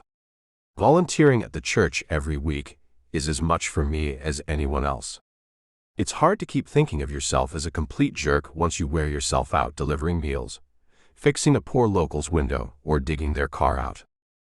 I sleep whenever I get home, wake up in the late morning, and then spend some time volunteering at the church. I spend part of whatever's left of my time riding with Moose or my friends, and occasionally some of the local hobby bikers. This area has some of the prettiest wilderness east of the Rockies, and it all looks great when you're zooming through on a bike. That's my life now. Sure, it has its lonely spots, even though I have friends and Moose to help with that, but it's also got its own routine. There's no woman in my arms most nights, and no one who wants to stick around when there is. I'm actually okay with that, though. Not because I don't want a good woman beside me. God knows I do after everything I've been through, but because my heart's already picked one. One I can't ever possibly have, but one I think about every night when I close my eyes. As I shower in the tiny pod, I get my morning wood back just thinking about her, Julia, the preacher's daughter and the brightest light in my life. The church I volunteer at is one of 3 in town, and the only one liberal enough for me to tolerate, and traditional enough that they take feeding the hungry and tending to the needy pretty damn seriously. Reverend Alderson, the stiff but kind pastor in charge of the place, doesn't trust me too much. But he's still given me a chance to prove myself, and so I work hard on his food drives and repair program. However, he would definitely draw the line at me trying to date his daughter. Pretty, sweet Julia Alderson is an angel, but she's barely old enough to drink, not that she ever would, I suspect. The girl has my heart, damn, she's had it for the past 2 years. But her father thinks I'm dangerous, and she's too good and pure for me anyway. She's little, barely comes up to my shoulder. She's got nearly a yard of soft auburn hair that she wears in a coiled braid when she's working, or in ringlets when she's feeling fancy. Modest, somber clothes barely do anything to conceal that robust young body of hers. And where her widower father's soft gray eyes are sad and tired, hers gleam brightly, full of life. I know she likes me too. We're buddies, working side by side at every church drive, chatting and laughing together. She likes my jokes. She loves my dog. And for some reason I can't fathom, she thinks I'm a great guy who just got a shitty break in life. I've fallen so hard for her that I can't find my way back out to save my life. For 2 years now I've been her friend, worked with her to make Phoenicia better under her father's watchful and slightly suspicious eye, and closed my eyes every night wishing she was beside me. No matter who I'm with, she pops into my head when I get turned on, and I can't bust without thinking about her. I open the trailer's tiny closet and look in on a mass of leather and denim. I grab a clean work shirt in black plaid from the drawers below, then hunt up a clean pair of jeans and my vest. I pull it all on over my thermal long johns. It's maybe 20 degrees out. Even Moose gets a vest before we go out, black leather lined in sheepskin like mine. He whines when I put his paw covers on, putting up a little struggle that would flatten a smaller man. Oh, come on, don't be a damn baby about it. There's road salt everywhere. I grumble at him pointlessly as I finish dressing him and give him a belly scratch to calm him down. Moose is a good dog. He even looks it once you get past his size. He's as floppily enthusiastic as a puppy with his affection. He has a practically ear-to-ear doggy grin, and he's incredibly gentle around small people and other dogs. But of course, he's going to cry a little about the weird doggy shoes that keep the salt and frost from his pads. As soon as we step out of the trailer onto the thin crust of snow, the icy wind hits me like a slap in the face. Damn. I put my collar up and pull down my watch cap with a sigh. The beauty of the upstate has a brutal side, but you either adapt or get out. Moose takes off like a shot across the field, chasing after one of the brave squirrels that's being blown around by the wind. The fat little guy runs up one of my maple trees and stops barely out of reach, barking and chattering. They all know Moose by now, and they know that the one unfortunate squirrel he actually caught only received a slobbery bath, and that Moose dropped it and ran after getting a bite on the nose. It's hard to command fear and respect when even the squirrels know you melt in the face of cuteness. I put my gloved hands on my hips and look around, the leather of my coat creaking slightly as I move. It still smells of the factory, like leather polish and lanolin from the sheepskin lining. The air has that particular dry cold smell, sharp and almost dusty, tinged with wood smoke. My land is 4 acres and just across the creek from town. It's lightly sloped and is ringed and dotted here and there with maples, black walnuts, apple trees, and an assortment of evergreens. The land is stony and overworked, and I've spent time digging out the rocks, planting clover and plowing it under with borrowed gear, slowly building on it as I can afford to buy materials. It isn't much to look at yet. The heavy-duty fence is built from pallet wood and salvaged timber, bare now of its climbing vines, with a gate I built myself. The land is mostly bare, though I've started terracing the back half with bluestone I dug up. A salvaged stone path leads up to the trailer door. Julia helped me lay the stones and gather moss to plant in between the cracks to keep out the cheatgrass. I told her she didn't have to, that she'd mess up her pretty little hands, but she just laughed and pulled on gloves. She's always trying to make me happy. I wish she'd stop. It makes me love her more, and I can't touch her. In fact, if I ever so much as kiss her, I know I'd end up doing whatever she asks after that. And then we would both be in trouble. She's 21, attractive and healthy. The way she looks at me sometimes makes me think I should get my eyes checked, those or my head. It's gotta be wishful thinking on my part, believing that I see an expression on her face that suggests that she not only likes me but wants me. Stop torturing yourself. I go to check my bikes. That damn drunk of a building inspector gave me hell about permits, so I had to buy a prefab shed for my vehicles and workshop. It's an ugly chunk of corrugated steel and plastic, and it sits on the windward side of the trailer.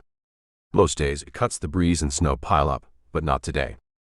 Today, the winter wind is swirling, hitting from weird directions as it angles off the mountains. Sometimes it comes from the northeast, and it bites deep into my bones. There's definitely a storm coming. I'd better get the spare propane tanks from the shed, in case I'm stuck inside for a while. I'm headed for the shed, just stepping onto the gravel driveway in front when my phone buzzes in my pocket. Huh. I check the time. It's 7 in the morning, 2 days before Christmas. Who is even up this early? Then I see the number and smile before I can stop myself and take the call. Hey Jules, aren't you supposed to be sleeping? The voice on the other end is musical and full of excitement. I can't. The food delivery's here early, and thank God, because they just upgraded the storm enough to give it a name. We have a damn blizzard headed this way just in time for Christmas. I stop dead. Oh damn. Wait, so we're doing deliveries today? We are doing everything today. Sorting, bagging, delivery. They sent too much stuff, and if we don't get it distributed, it will go bad sitting inside. The church had been approved for food distribution the same year that I fell in love with Julia. 3 months later, the local eccentric, Dr. Whitman, donated enough scratch for us to expand the church basement and turn it into a food storage facility. It's pretty roomy, and stocked with enough stuff to cover the whole town for weeks if there was a disaster. But the Reverend sees ongoing hunger as just as much of a disaster as a hurricane, and he's right. People, children, go to bed hungry right here in my hometown and all around it every day. I might be a bad guy, but even back in the big house, a lot of guys wouldn't have liked that idea one bit. A lot of them went hungry as kids themselves. My heart starts beating faster again, but this time it feels great. I'll have to shuffle some things around to spend my afternoon there as well, but I don't care. Okay. What do you need from me? You. The motorcycle with the sidecar. As many hours and as much gas as it takes. Her voice is so warm. I really can't stop smiling. Okay. I'll be over as soon as I can. I don't care if I go straight from there to work and fall into bed exhausted tomorrow morning. Spending the whole day with Julia makes the whole thing worth it. I hang up and look over at Moose. Come on, boy, we got families to feed.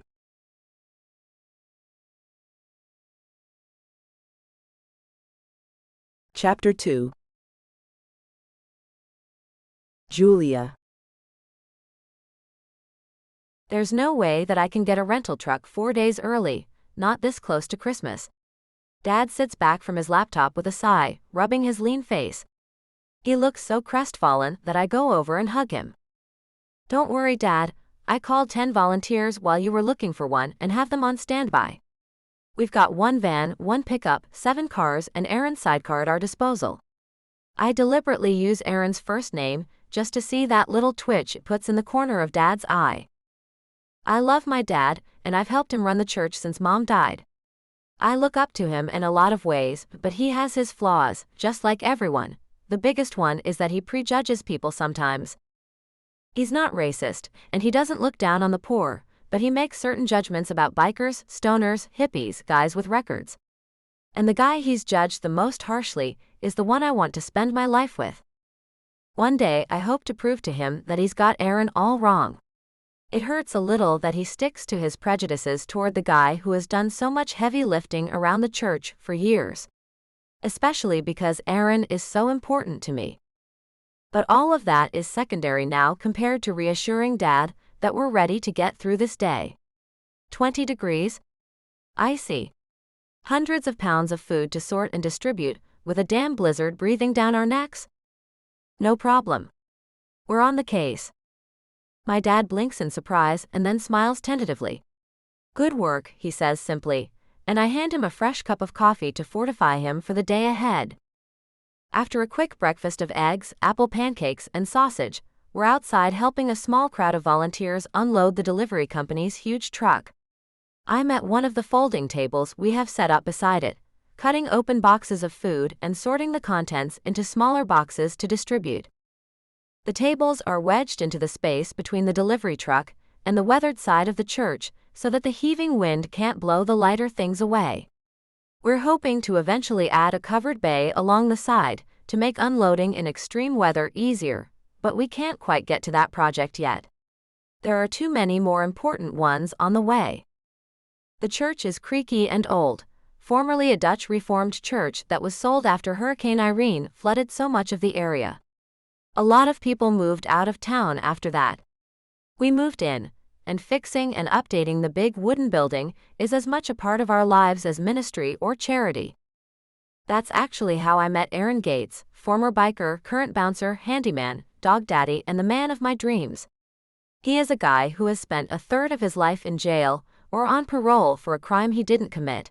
Also, his brother wouldn't have to be put away for even longer. Now he keeps drunks from acting up in town by night and helps us with our church projects by day. I remember the day I met him over 2 years ago. He was new in town, and my father, who believed in second chances as long as they weren't involved in dating his daughter, apparently offered him a place in the congregation. Soon after that, he started volunteering, and that was how I first crossed paths with him carrying lumber up to the steeple to reinforce it from within. He's a mountain of a man. Big, burly, solid. He towers over everyone I know, even my dad, who is a beanpole. He's actually the exact opposite of my dad, appearance-wise. A little scruffy, with keen dark eyes and short hair that almost looks black and is constantly swept back.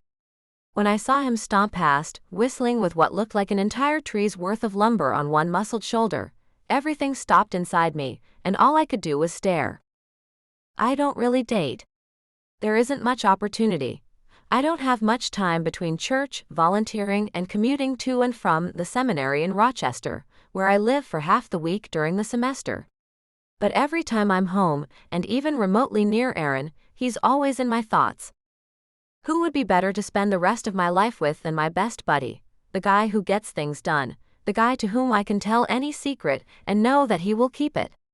Yes, he's a lot older than I am, and there are some people in town who will never trust him, but I do. And I wish Dad did. I get working as soon as I leave my dad, distributing frozen chickens into boxes, 3 to a box, along with a package of frozen ground beef. The vegetarians get beans, tofu, nuts, wild rice mixes, squash, and a couple of those horrible fake turkey loaves that apparently taste a lot better than they look.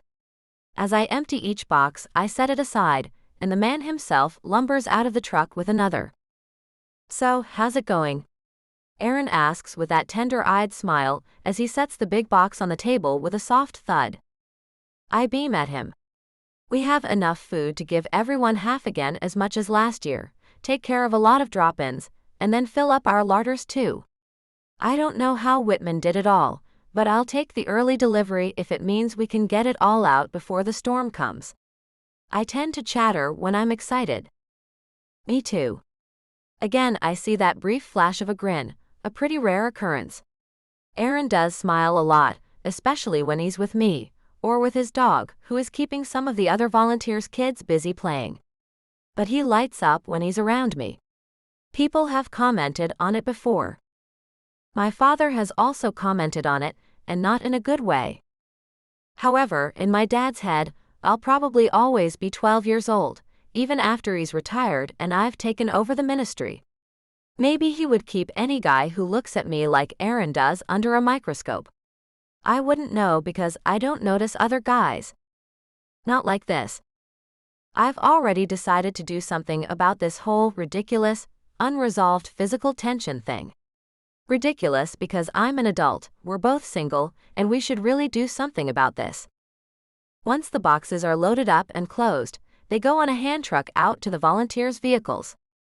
The first cars are already coming back from their first set of deliveries, but Aaron has been stuck here, transferring cases of food and helping the less capable volunteers push their assigned hand trucks. I love watching him work. The man is tireless. I can only imagine what he would be like in bed, not that I know much about that sort of thing, but hey, a girl can dream. I'm catching myself staring at him for the third time when Marion, one of my volunteers, comes up to me, brushing snow off her rust-colored parka. She's a tall older woman with a long, strong-jawed face, and she smiles awkwardly at me. Hey. Hi Marion, what's going on? I rearrange the contents of one of the boxes, making sure the loaves of bread don't get squashed, then fold it shut as I look up at her. A bit of odd news, actually. I'm just trying to find out who knows what. Did you hear about the mistletoe? Someone put it up all over town. Her lips twitch with a mix of amusement and baffled curiosity. I blink at her slowly. I've been here sorting chickens and canned goods since about 8. I haven't heard anything about this. What exactly did I miss? Mistletoe. Aaron frowns as he brings coffee over in 2 plain white mugs. He hands me one, looks at Marion, who has clearly been out in the weather, and hands his over to her without missing a beat. Thank you. She warms her long fingers around the mug. Not even the thickest gloves will keep out the biting cold if you're out there long enough. Yes, the town's thick with it. Looks like some kind of prank. I guess the church didn't get hit? Not as far as I know, I venture. That's because I took all those ridiculous sprigs down, my father sighs as he comes out, entering distribution figures into a spreadsheet on his laptop. This morning, 7 sharp, on my morning walk. I'm all for a good prank, but this is still God's house. I guess so, Reverend. Marion takes a deep swallow of her coffee, while Aaron patiently turns to get himself and my dad some more from inside. Seems pretty strange, though. I wonder who would do something like that. My dad folds his arms, a faint, disinterested smile on his face. I have no idea. You're no fun, Dad, I tease him once Marion goes back with her arms full, ready to start loading up her car again. He eyes me. Don't tell me you were in on this mistletoe prank. Apparently, they're hanging everywhere in town. I need to invite Aaron into town. No, this is actually the first that I have heard of it. I'm kind of wondering who did it. There are some really fun weirdos in Phoenicia. Most of them were either priced out of Woodstock, got sick of New York City, or seem to have just sprouted up here, like Dr. Whitman's son Jack. Now that guy is definitely my #1 suspect for a Christmas-themed prank like this. After all, every year starting mid-December, his dad's lawn looks like the Macy's Christmas parade, and his family throws a Christmas feast for the whole town and makes huge food donations. Jack was raised in a family that loves Christmas. Jack, who is sensual but can't hold a candle to Aaron, is the fun kind of idle rich. He's a skier with a rack of trophies, known for following the snow season across the equator to Australia just so he can enjoy it longer. The half of the year that he's here, he parties and flirts his way through the mountains. Then, as soon as the snow melts, he's gone again. He has the time, cash, and energy to double his father's food donation early, and yet right on time. He has just the kind of odd sense of humor, paired with a huge list of friends and the connections necessary, to see that our morning food distribution wakes up everyone early so they'll have to witness the prank, his prank, in town. The big weirdo may also have the world's only bulk mistletoe hookup. He probably got a reference from his father. I have to hand it to both of them, about the donation part at least. Most rich New Yorkers are alarmingly self-interested. But not those two. They're going above and beyond to spread the Christmas cheer, and maybe some kisses, this year. I turn to eye Aaron speculatively, as he comes back out with mugs of coffee in each fist. He hands one to my father, who thanks him for a little stiffly, and then comes over to me, slowing down with a look of mild worry on his face. What? I smile with all my innocence. Nothing.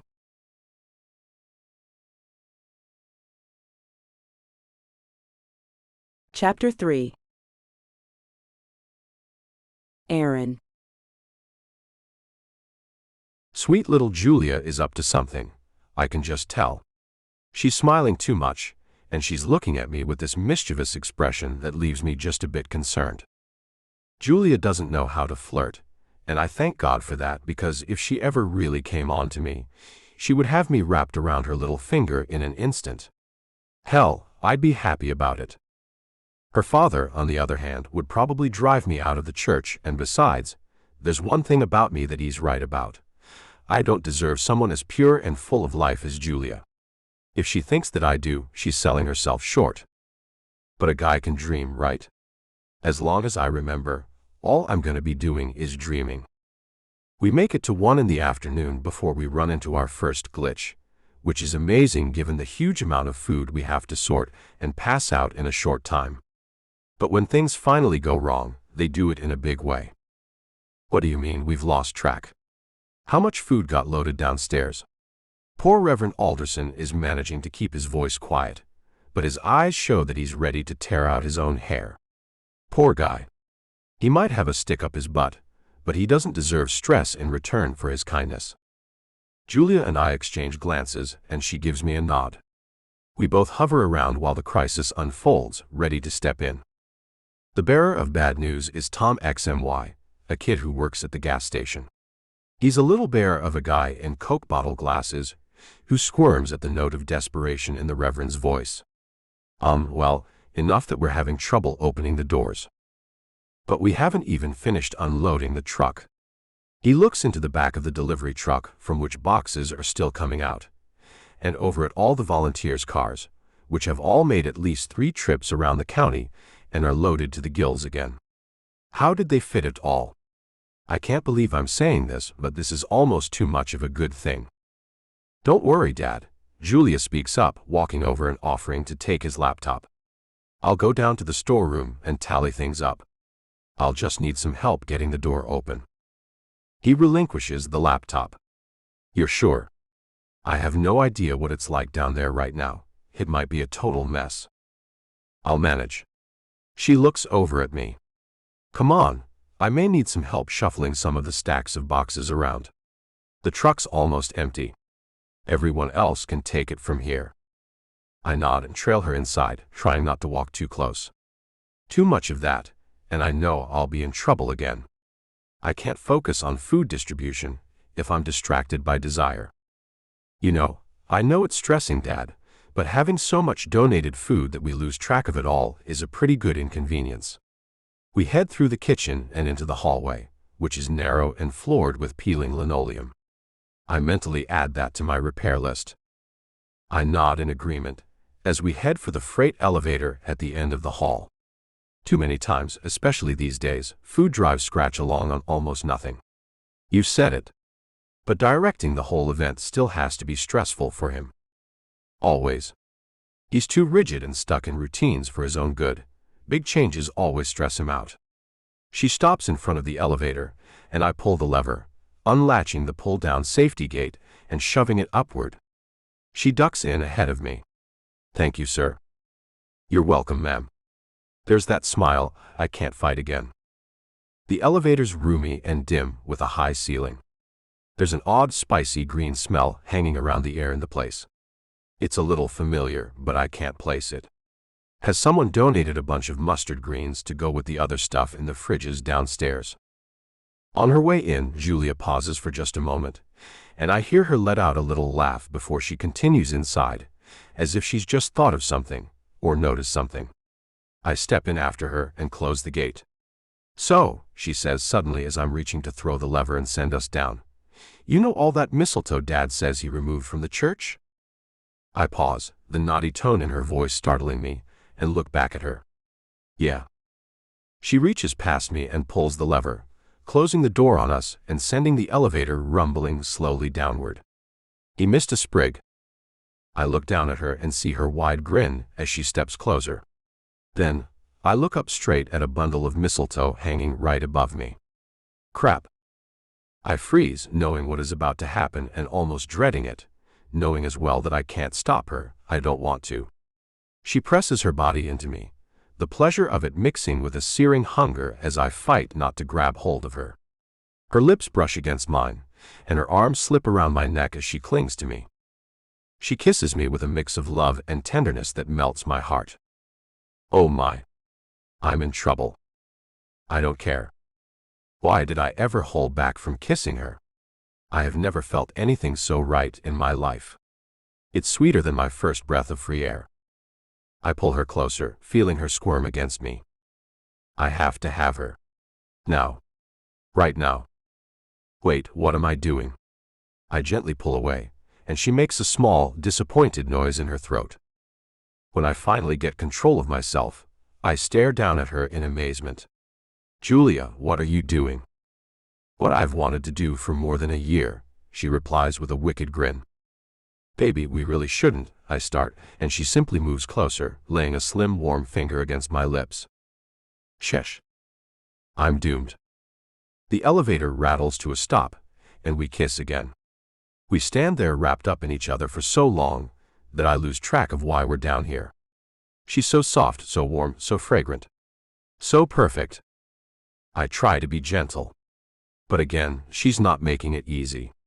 She presses into me with the eager and slightly clumsy enthusiasm of someone totally new to kissing. The realization that she probably is, that I might be the first to ever feel her this way, only turns me on even more. But then, before either of us can catch our breath or say anything about what has just happened, there's a heavy clunk and the elevator starts rising again. What? The hairs on the back of my neck start prickling, and I let her go, breathing hard and moving back against the wall of the elevator while she wipes her mouth and steps back.